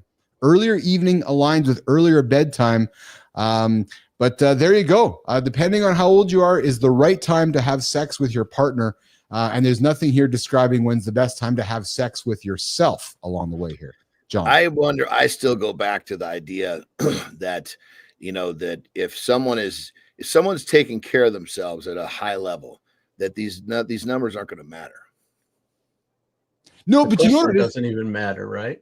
But you know what it is, John? I think there's some people in the world that go back to our conversation yesterday. There's some people in the world that want to go to the doctor to have the doctor tell them what they need to hear. Yeah, so they got it. I'm 50, so honey, let's start having sex at 10 p.m. They need a roadmap. Yeah, you're bang on, Johnny. It's like, okay, I heard something on the show with the boys today that said that the best time for us to be having sex is at this age, or this time, right? So, but here the bottom line is this, guys. Remember, the best time of day is the time that works for you. Science gives us this guide, but the communication, connection, the confidence are what really matters. And that's how we keep building stronger, healthier, and more fulfilling relationships. So the best time, guys, so nation, I'm going to throw it to you guys. When's the best time of sex for you guys? Is it morning, afternoon, evening? I know that all the time is best for me. So all the time is best, but I also think it's important that we think about our partners too and when's good for them, because that's part of the journey of intimacy is finding that times when you click. Well, if you're doing it right, it should always be good for them. Yeah, 100%. There you go. Good answer. Good answer. Good answer. Hey, Maddie, did you have, I think, Matt, you had something that you had on the docket today. Yeah. I was hoping we would get to that. Yeah. It's been quite a journey over the past week or so with Calder and Stan over on Kindness Rising, and they're starting to get a little more active in their neighborhood, and they're working on a little talent show. Next Friday they're gonna have a neighborhood talent show. So they're gonna start preparing for that, working on their game a little bit. And if I'm not mistaken, they actually might be dialing into the show. I don't know if Melissa's heard from them. Mr. Andersen, we present the Neighborhood Talent Show and a chance for YOU to headline the program. Projected audience, 12 neighbors, 3 confused dogs, and 1 guy who thinks this is an HOA meeting. We'll provide stage lighting, state-of-the-art sound system. That's 1 flashlight and my cousin Gary's boombox. Think about it, John. Your mindset coaching live, right after my interpretive dance and Cal's dramatic reading of Scooby-Doo. I only do the Velma parts. So what do you say, John? Help us turn this mystery into history. And by history, we mean probably a crash and burn worthy of its own Netflix series. The Neighborhood Talent Show featuring John Andersen, Matt Roof. I don't know. These guys have been talking about having a special guest at the very end. That little flash at the end. What was that? It looked like the old me and the new me. That was the poster that they developed for the show. They're thinking about having you as the star. The chemo was the chemo version of me, and then the updated version. Is that what I saw? That might have been about their Zoom. Their marketing skills aren't the greatest. I think you look pretty jacked in them. I know Melissa was working on Big John yesterday, the TEDx speaker. So Johnny, I can assure you, when you see the image up close, you will notice that it is not Chemo John. It is Big John. Big John. Everybody been talking about it. Doesn't know me calls me Big John. Oh yeah, there you go. I like people that know me. Don't call me that dumb shit. I never call you Big John. I call you my brother because I have too much. That's what I mean. It's the people that don't know me. Yeah, you know. Yeah. I have lots of love for John. Hey guys, stay tuned for that coming up. Some Cal and Stan are teasing things through the Mornings in the Lab live network with Matty Roof, so pay attention to that. Hey guys, Mike Sullivan, longtime listener to the show, has a pro tip for our sex conversation. I think we put our ears up for this one. Pro tip from Sullivan: I do at least 15 D-neat bends and 100 push-ups all at once, like Taekwondo Master Juan Ree did in his 70s after sex. So Sullivan after dude, that means you're not putting enough effort in that. Jesus Christ, when I'm fucking finished last night being the perfect example, I fucking literally, as soon as I was standing up, I won't go into more description than that. I fucking finished. I took 2 steps to the left and I fucking bent over and held onto the bed trying to catch my fucking breath. There was no knee bends or fucking burpees or whatever's going on. It was all I could do to catch my wind. My knees were getting I was getting weak at the knees, man. I needed to restore the oxygen. Wobbly knees. Oh, Sullivan. I was like a baby deer, man. So Sullivan, I knew it took guts for you to type that in there, and I was waiting to put that on there to see what we were on. I was hoping he would say that was a warm-up. Yeah. Me too. That's how he got himself jacked up for it. If he did that for the warm-up, he might not be able to proceed through the action. That's fucking funny, man. That's good job, Sullivan. Oh, look at that. Look at John there on stage at TEDx, man. That's a pretty big John. It's kind of off the screen.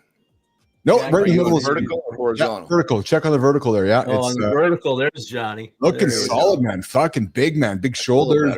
Fuck, look at those thighs too, man. Holy Christ, man. Big boy. I think they actually did me a little too justice in the thighs, but I'll take it. Fuck Andersen, we can never get it right, man. I'm saying I'll fucking take it. Are you kidding me? You're like, the calves are too big. The calves are too big. All right, listen, before we get John out of here, Melissa, let's just wrap this up quickly before you decide the 3 questions that could change everything. Melissa, if you have a hook for this, let's run that hook. And let's have a quick chat with John and Maddie about the 3 questions that could change everything right now on Mornings in the Lab. Now pay attention, as today's morning focus is about the 3 filter test for making any big choice. Only 3 filters? I've been using the ignore button for years.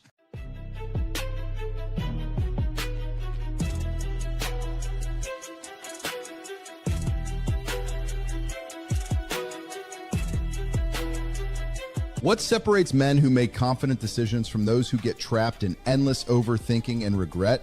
You've got more information than ever before, yet making big choices feels harder than it should. The fear of choosing wrong keeps you stuck in analysis paralysis. Research shows that successful leaders throughout history have used systematic approaches to filter through complexity and focus on what truly matters. Imagine having a mental framework that instantly cuts through confusion and gives you clarity on any decision, big or small. The ancient secret to modern decision-making starts right now.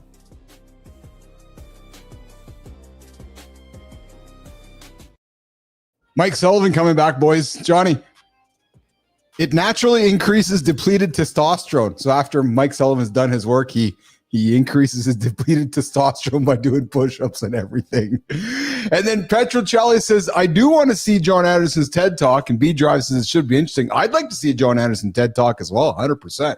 Guys, quickly, before John's got to rock and roll out of here, one thing I've learned since hanging out with John is the idea of simplification, and I love it. So I got a 3 filter test. Johnny, it's super simple, man. And most commonly attributed to Socrates. And I know that you coming from the world of philosophy that this would maybe relate to you. 3 filter test, boys. Core questions. Is it true? Is it good? Is it useful? So as you're looking to filter through decisions, you might want to ask yourself these questions. Carefully consider whether what is being said or what is being proposed is genuinely accurate and verified. If you don't know it to be true, pause and dig deeper before acting or sharing. I'm sure Petrocelli would agree with some of the things I'm saying right now. Next thing, boys, before you make a decision, is it good? Ask if the action, information, or path is morally positive, beneficial, or aligned with higher principles. John, you talk about it often, which is breaking the rules is one thing, breaking the law is something else entirely different. Filtering out negativity, harmful gossip, or options that diminish character or outcomes. And then last one, guys, I love this one. Is it useful? Is the information I'm getting right now useful? Examine whether this choice, advice, or insight has practical value for current circumstances or future goals. If what you're considering doesn't actively help or move things forward, it's probably best to disregard. So guys, this 3 filter test distills big choices down to these 3 essentials. I like this because if you can go through this mindset, man, it's fucking simple. And it lines up with your integrity and values. John, I can see you leaning in on this one. Yeah. I mean, I think when it comes down to it, I love what's being said here. And I think that at a certain point, there's going to be some sort of like an automatic response. 100%. Yes. As your brain kind of processes shit coming down the pipe. Yes. That's why almost always I'm going to ask a question, because I need, in many cases, the information that's presented, I just want to verify that my interpretation is correct. Since I've been spending time hanging out with you, that's a skill. I don't even know if you're aware of it. It's a really good skill of yours. When a conversation starts with you, you often will reframe the conversation with another question, which in a game of tennis, Matt, it makes it go back and forth, because if you're not sure of the question, you look to clarify it, which then shows your interest. It shows if you're going to answer something, you want to answer it to your best ability. You don't want to just fucking spew out the mouth. But what's funny you said though is that Petrocelli's ears go up because most that just answer spew bullshit. So what you're saying is, go ahead, Maddie, please. How about being able to say, I don't know? Some people can't say, I don't know. Yes. Some people can't say, I don't know, and then go find out, or whatever the case may be. They have to have an answer. And that's where, to me, the bullshit comes in and becomes easily detectable. I like the second part. Matt, isn't I don't know one of the most powerful responses you can give to somebody? Like, isn't that such a, like, that's a reaffirming. If I asked you a question, you said you don't know, my respect for you goes up considerably higher. I agree that it is a point of respect, right? And it's so useful to say I don't know, because there are so many ways you can do it. You do it in the sympathetic way, I don't know. It's a way to create empathy, or I don't know. It's a way to create curiosity. So I think those are three great words that we can use to help our conversations move forward. I think in many cases, I mean, something's got to be like way off the reservation for me to just say I don't know, because I think I'll say that, but in a different way. I'll say, to my best interpretation is this, but we need to gather more information, or however I want to say it, because obviously it's a conversation, and so granted, there's going to be times where I don't know for sure, but at the same time, sometimes just passing back interpretations can actually foster the conversation to go places that will uncover bits of information about the topic. It happened on our show. It happened on our show with the Beet Roof conversation. The Beet Roof, 100%. Right? And we didn't know, so we asked Grok. But John, you asked a couple questions because you were curious, and then you said, "I actually don't know," and I said, "I don't know either." Right? Yeah. And our professor of bullshit just comes in and says right here, "I don't know. Period. Amen." In other words, like, the power we have as a leader, as a communicator, to admit I don't know, super powerful. Because for example, if I'm judging Andersen, Matt, and he says I don't know, well, then he must not know if he's saying I don't know. Exactly. Right. Because you have experience with him, that you trust that he's willing to say I don't know when I don't know. And also John's response about just saying I don't know is enough. I think it's important to say stuff like what John said, which is, in my experience. Yes. I don't know. My best interpretation. Yeah. Maybe the person has the knowledge, the person you're having the conversation with. So yeah, 100%. All right, guys. Well, listen, I know we got to walk Andersen out of the room here today, and we're going to walk Maddie out here in a few minutes as well before we get to the community corner. Johnny, what's going on today, brother? What do you got on your agenda? So we've got training after this, a little bit of content creation. Nice. We got a little bit of client action. Then Tara and I are doing pickleball and going to the gym. Nice. So it's gonna be a day. Beautiful. Yeah. And then tonight, I shouldn't say tonight, in the afternoon, I think it's been really, really nice in terms of temperature and weather. So I think Tara and I are probably we spend a little time just kind of poking around the yard. We're like green thumb type shit, Yes. It's fun, isn't it, John, though? It's fun just puttering. Like, I call it puttering. I love puttering around the yard with Lauren. We go back in the yard. And it's like you're not really spending time with your partner, but you are, because you're working on something collectively together, right? I enjoy that. Matt, you guys, you and Mara like to do that as well? Get in the backyard and hang out? Oh, definitely. We're going to be doing some hanging out this weekend, but it's actually Declan and I. Heather's away with her parents till Monday. They went on a little vacation. Oh, yeah. Meryl's in Brockport, so it's Deck and I hanging out at home together till Monday. So we're going to get into some stuff for sure. Whatever Deck's into tonight, for sure. We're going to check out a thing called Luma Fest, where they project these huge art pieces onto sides of buildings all throughout downtown Binghamton. You go around and they have these. They're like it's projector art is what they call it, on the side of the building with music and shit. So we're going to go check out some art. I love hanging out with Declan because I get exposed to that arts and culture stuff. We get into our sci-fi and Dungeons and Dragons stuff too. It's just going to be awesome parent-child bonding. That's awesome.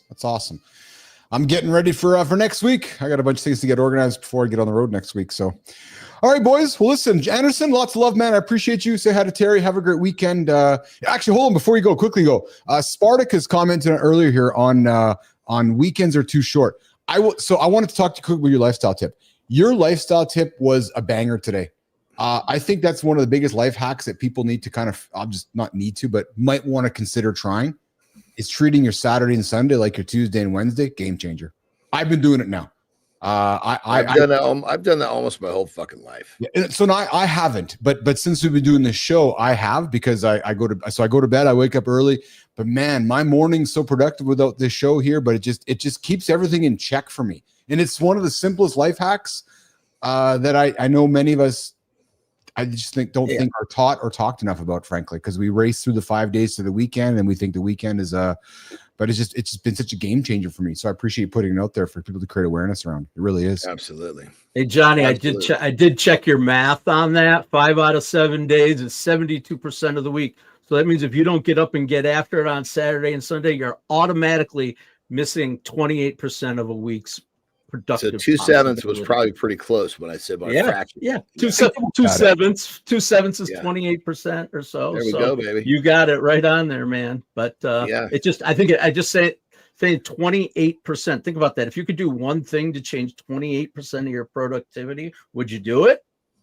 Would you do it? You'd go and do some stuff on Saturday and Sunday. Everybody, successful people are already doing it. Yes. Yeah. Exactly. That's the trap of the time block. All right, guys. If you get a second, check out Dwayne Johnson. He's and Johnny, that Mark Kerr stuff. I've been paying attention to that too, man. That's some awesome story. Since you told me about it, man, I've been paying more attention to that Mark Kerr stuff. You're right, man. That's a fucking awesome story, man. That's really cool. I saw the trailer in a movie. Yes. I didn't really know about Mark Kerr. I started digging in on it a little bit. That's going to be a sick performance. I can't wait to see it. Yeah, I got goosebumps just when John started talking about it just now, because I think that's something we'll want to lean into. Maybe when the movie comes out, we watch and do a review about it and talk about it together as a group, because Andersen will have some good insight on that. That leans back into experience and authority and everything, right? So cool. All right, guys. Johnny, get out of here. Maddie, get out of here. You guys have yourself an awesome day. Matt, we'll catch up in a bit, okay? Have a good live, guys. For sure. I'll be getting at it. Johnny, take care, buddy. Have a good one. We'll see you. All right, guys.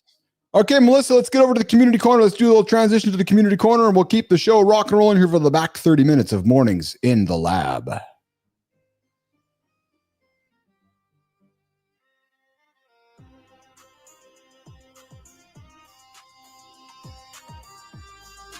Now here's the most important part. Community Corner, where we celebrate all of you. Back in my day, community meant your neighbors, not strangers on a screen.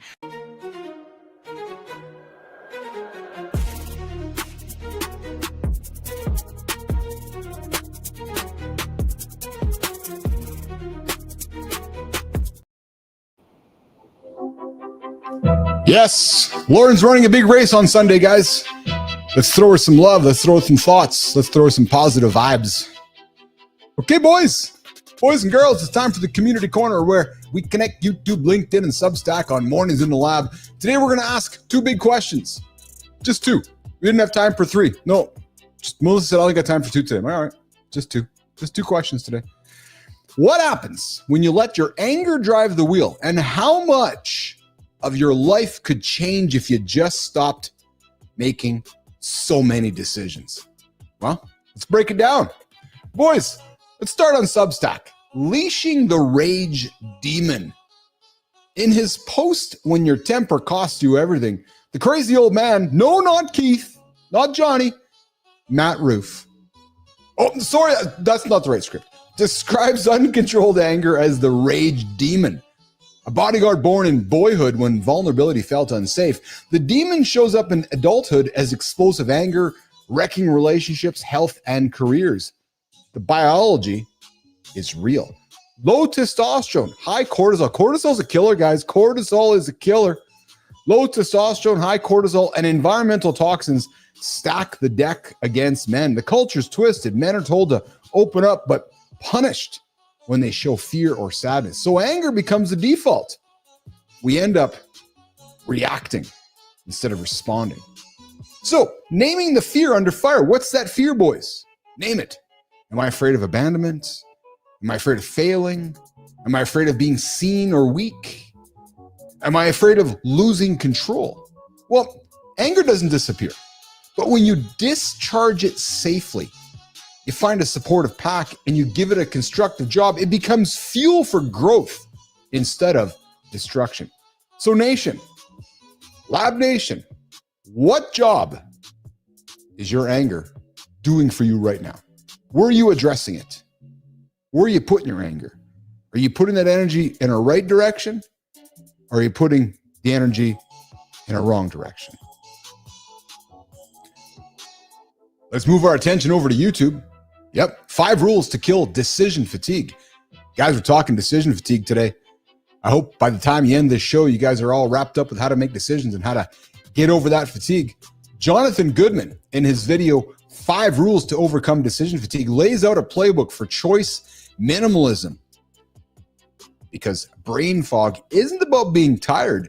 It's about burning energy on trivial decisions. His rules are practical. Order the first thing that looks good at a restaurant. Say your opinion or pass completely. Accept scratches and dents so your stuff doesn't own you, and treat your home as sacred instead of an investment. And keep a stash of gifts and cards to skip last-minute stress. Oh, I like that. The point? Standardize the small stuff so you can protect your energy for the big work and people that matter. Imagine how much energy you'd have if you cut even 20% of your daily decisions. So, which of these 5 rules could you put them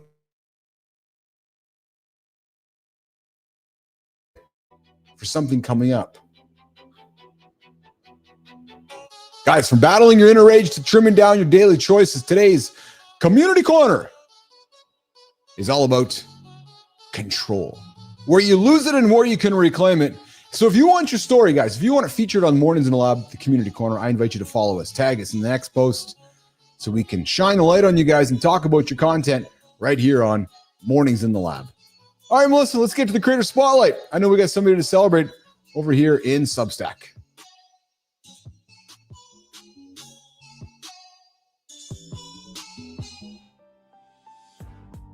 Ever feel like the more you chase productivity, the more it slips through your fingers? When the grind becomes a cage, some voices remind us what freedom actually means. One writer has made it his mission to dismantle the myths of hustle culture, exposing the traps of burnout, life hacks, and quick fixes. His essays cut through the noise with sharp honesty and clarity. Mornings in the Lab is excited to celebrate Benjamin C. Knight, whose work challenges us to rethink success and reclaim our energy. Follow him for clear thinking in a world that demands too much.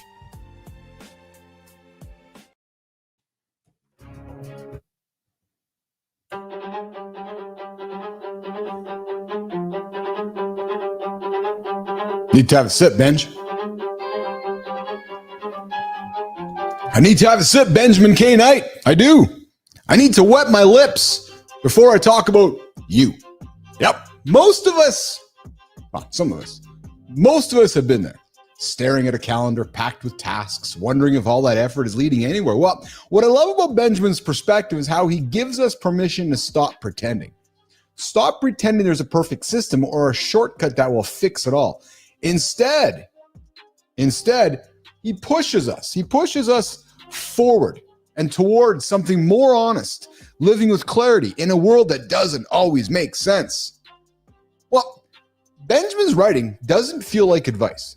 No, not advice shouted from a stage. It feels like a conversation you didn't know you even needed. So, I have an invitation for you. Go check out Benjamin C. Knight's Substack. It's going to inspire you. It's going to move you forward. And Benjamin, I got an offer for you, brother. Today, we are taking some time out of our day to shine the light on you, surprise you, celebrate you as a creator, making some great content on Substack. And as a result, we'd love to have you here right on the show. So we can celebrate you and you can celebrate somebody in your orbit on the next Community Corner, on the next Creator Spotlight, right here on Mornings in the Lab with Keith, John, and friends. All right. Guys, we're working towards wrapping up our show here today. We're probably going to wrap it up before the top of the hour here. A little bit later, free-for-all Friday here today, guys, for everybody. Jimmy will be back next week. Next week will be an interesting week, guys. It's going to be I will be here on Monday in the lab, and then we will be moving the show on the road for Tuesday, Wednesday, and then we'll be back at it on Thursday and Friday. Looks like we've got Petro's points coming in here. We've got John Petrocelli joining us here in a minute. I'm always eager to see John. I see he's got his Quebec Nordiques jersey on today, his Montreal Expos fucking hat on. It's sports day today here, which is awesome. I want to look at the comments before we bring up Petro, Melissa. Michael Global says inspiration can be found by remembering the courage it takes to start. Love that, Michael. Focusing on the experience rather than the outcome, running with purpose, embracing the effort and the struggle.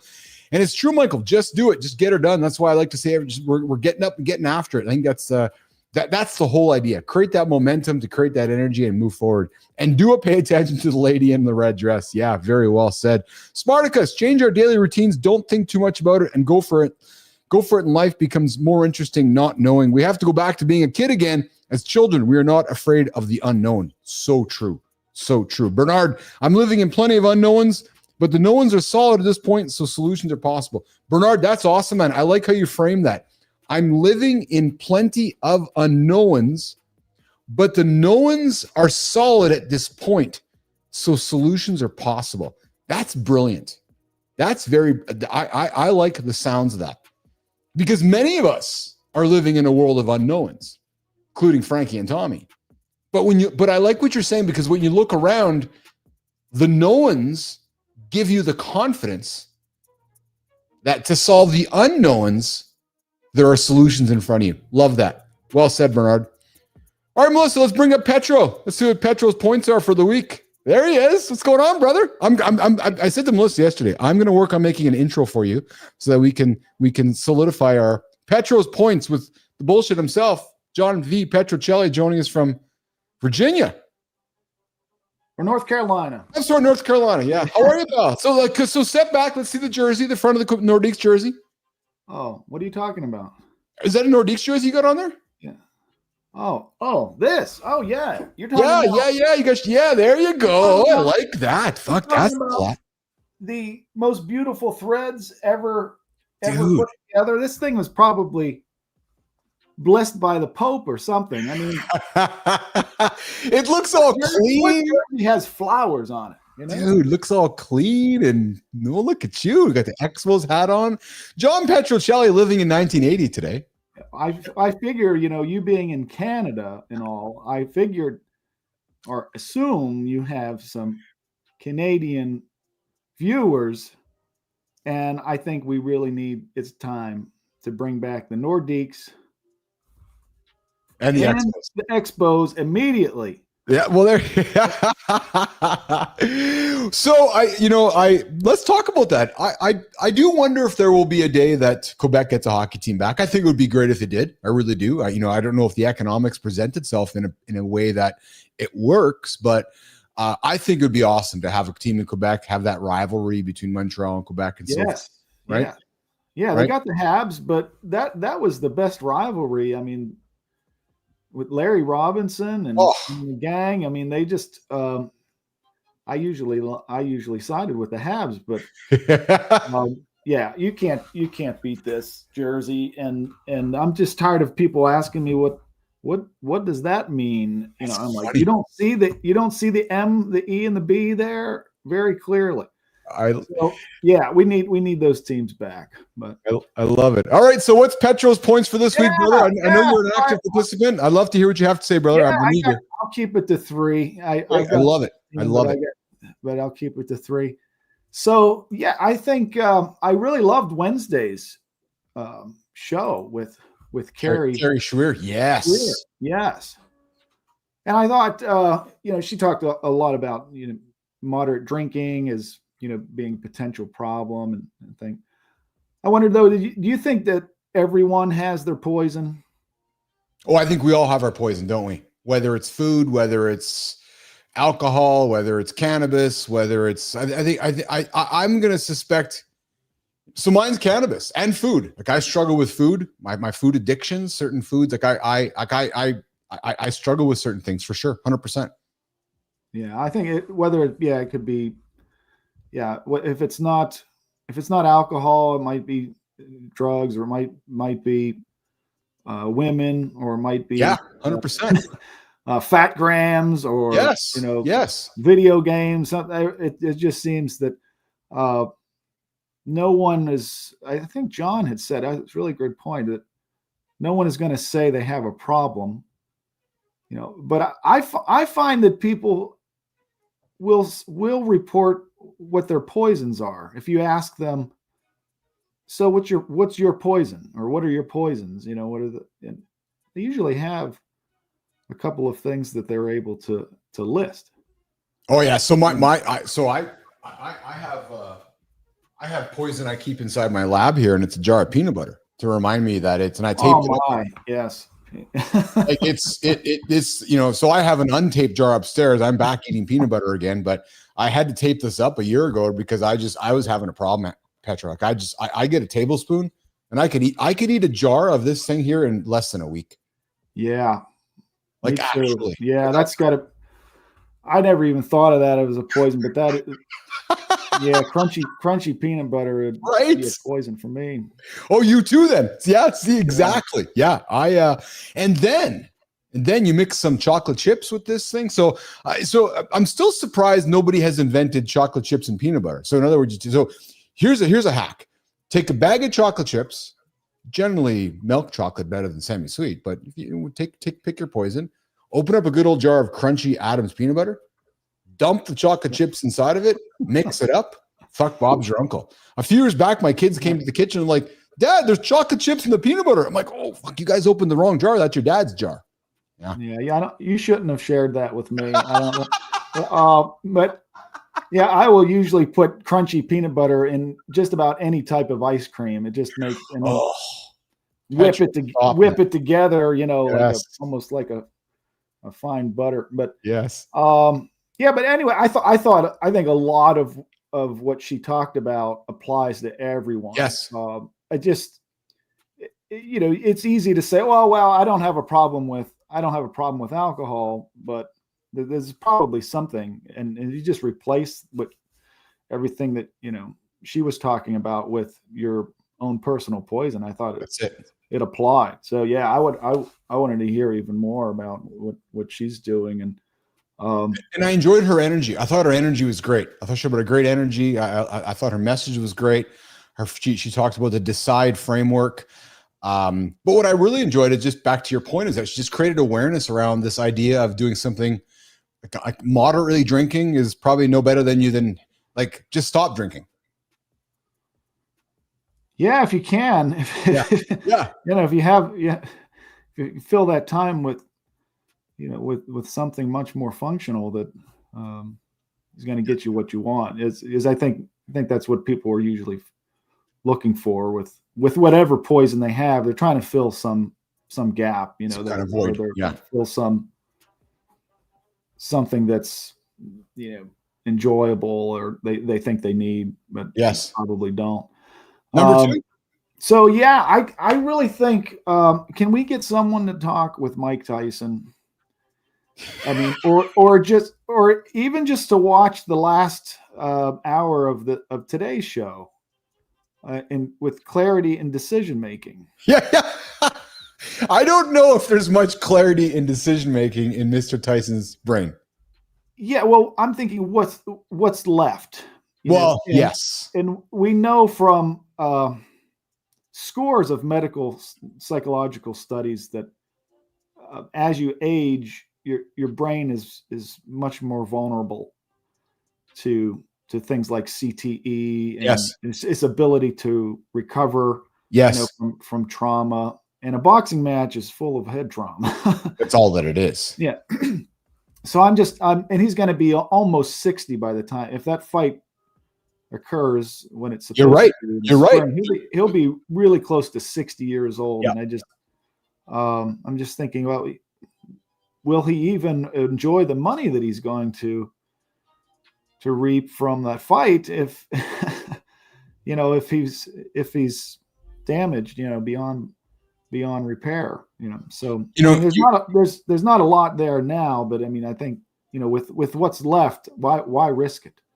You bring up CTE. I that to me is a fascinating topic because of the implications economically on sport. And I would suggest to you one of the reasons that none of the sports are walking towards that topic, but always walk away from it, is because the legal and ethical and actually economic impacts to sport, every sport. Mm-hmm. You think about that, right? Like every sport, hockey, baseball, football, you know, there'll be millions. There'll be, I would suggest to you, John, it would categorically change sport. If somebody, if went to the courts and CTE and it became, you know what I mean? Like, because took it seriously. Yeah. Yeah. That's why there's not been one commissioner or one league take ownership of it, because as you know, legal and language is important. So you can't apologize. You don't want to take responsibility. And it's a fascinating topic because it's not going away. And it makes you wonder, where does it ever come to a head? For example, does somebody, I was going to say somebody have to die. People die all the time. It's fascinating to me, frankly. It really is. Yeah. It's like what needs to happen before. But then the argument would be, well, but John knows. So then if somebody was saying, well, but Keith and John are getting into a fight, they're gonna have a boxing match together, and then something happens to Keith, and some would say, yeah, but Keith knew the risk going into doing it, so the responsibility is actually on Keith, because he knows the dangers that happens if he's going to go and get punched in the head by John Petricelli 1,000 times, and again, that goes back to that who owns the responsibility of the decision, right? Yeah. Well, and it's good. I mean, I guess the silver lining, I guess, for Mike Tyson would be that Mayweather is sort of a peekaboo style fighter. Yes. Defensive. It's not a knockout. No. King like Tyson was. So it's maybe it's a better choice than Evander Holyfield. 100%. I wonder what weight class they're going to fight at, because forgive me, but Tyson was heavyweight and Mayweather has always fought at light heavyweight, right? Yeah. So hence it's going to be an exhibition match. But yeah, I'm equally fat. So when I saw it on my news this morning, I knew this was a good morning show topic, because everybody has an opinion on this. Oh yeah. I don't want to pause to ask Grok the question. Just going to ask it just kind of anecdotally. How old was Foreman during his last fight? He would have been in his 60s, wasn't he, Petro? I don't know if he was. He may have been close. I thought he was in the high 50s. Yeah. I'm not sure. But yeah. So anyway, I think someone needs to talk with him. So all right. Also, hey, I wanted to just so my third thing is a comment. I think there's something that happened on Wednesday too that I just thought was just pure gold. So coming from a comment from the community. Yeah, tell me. And it was from John Jacob Jingleheimer. Smith. Yes.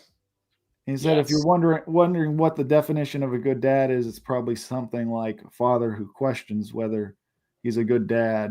And if you're evaluating your actions, that says a lot.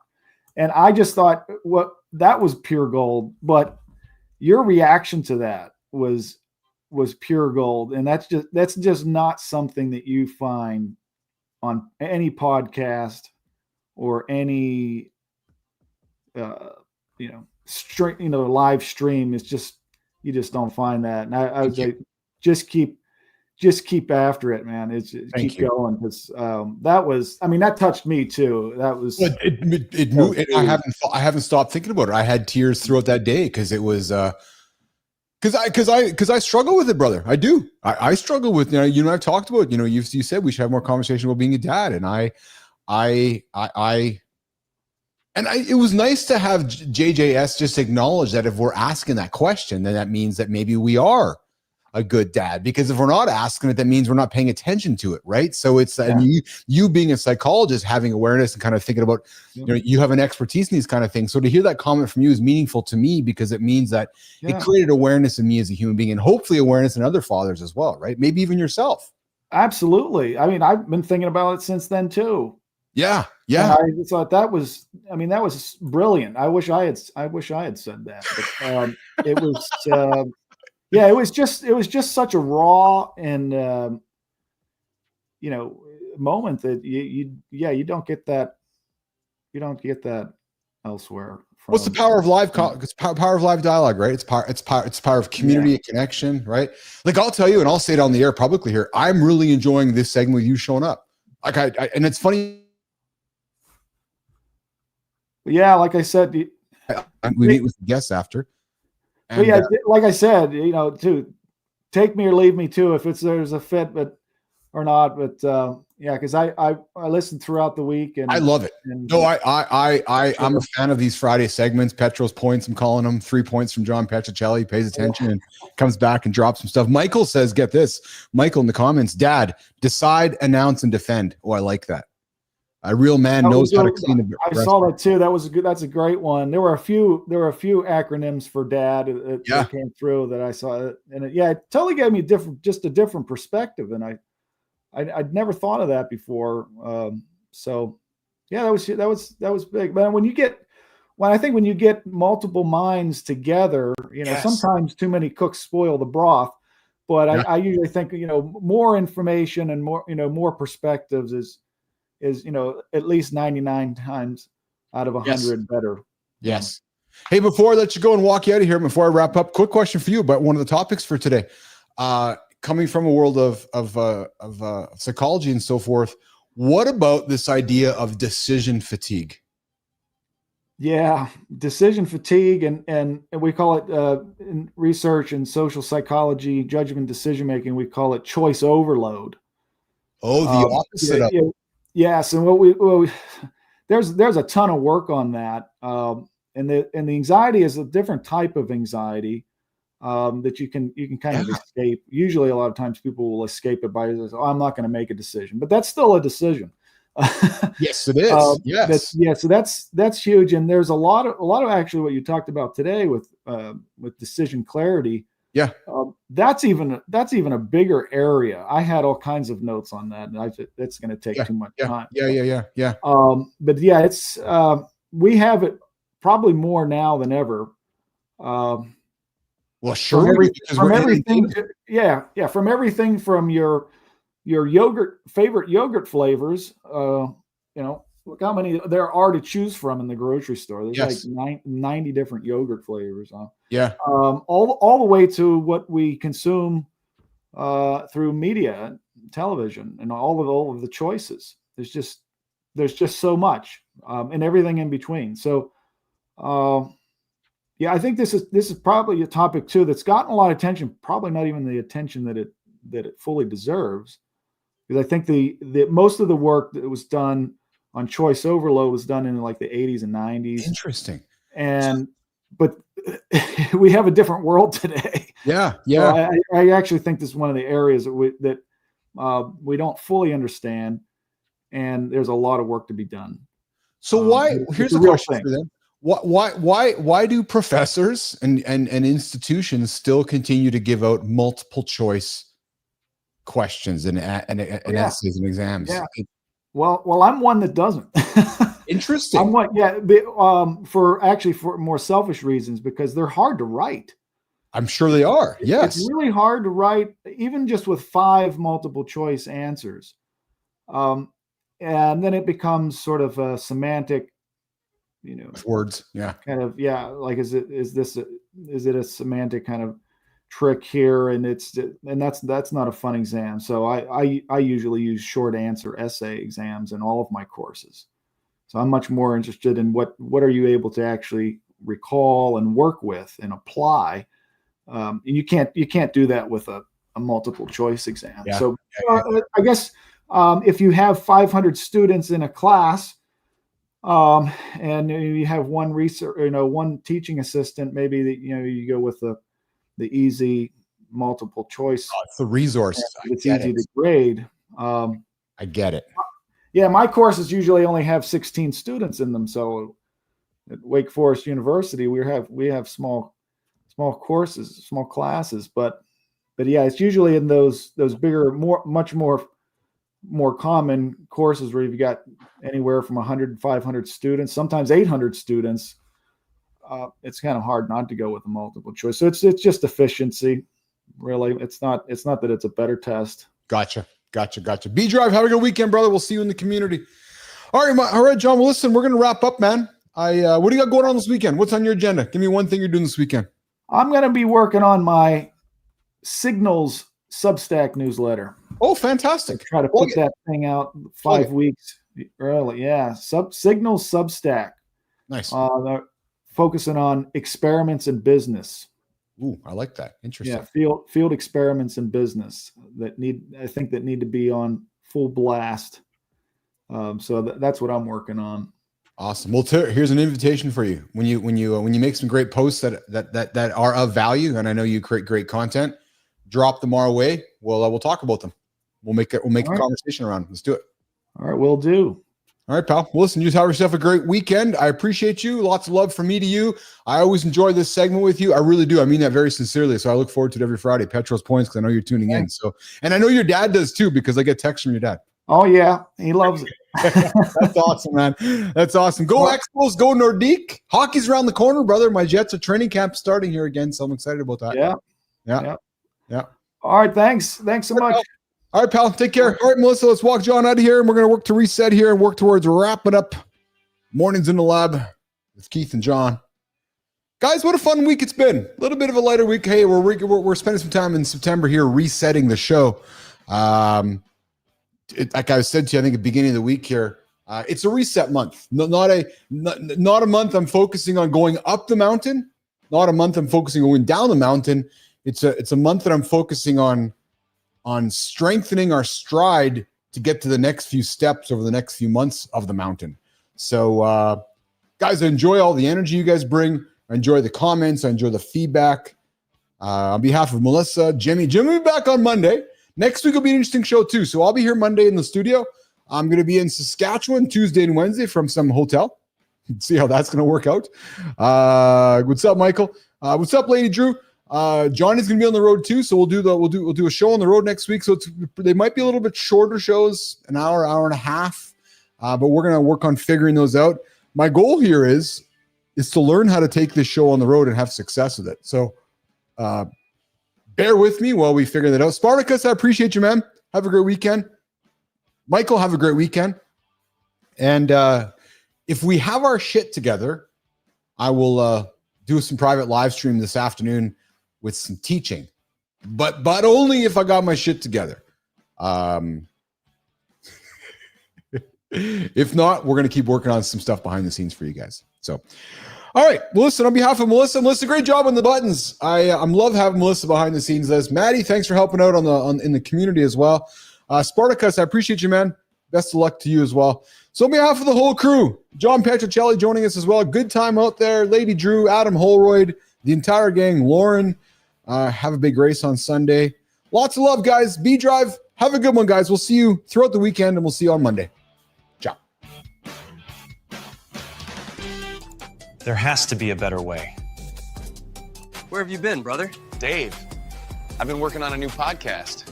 Ditch the podcast idea, man. Start hosting a live show instead. But how? Easy. Join the Mornings in the Lab live network. All you got to do is show up. The lab takes care of the rest. You guys are the best. Live beats boring, pre-recorded podcasting every time. True motherfucking story. Join the Mornings in the Lab live network today.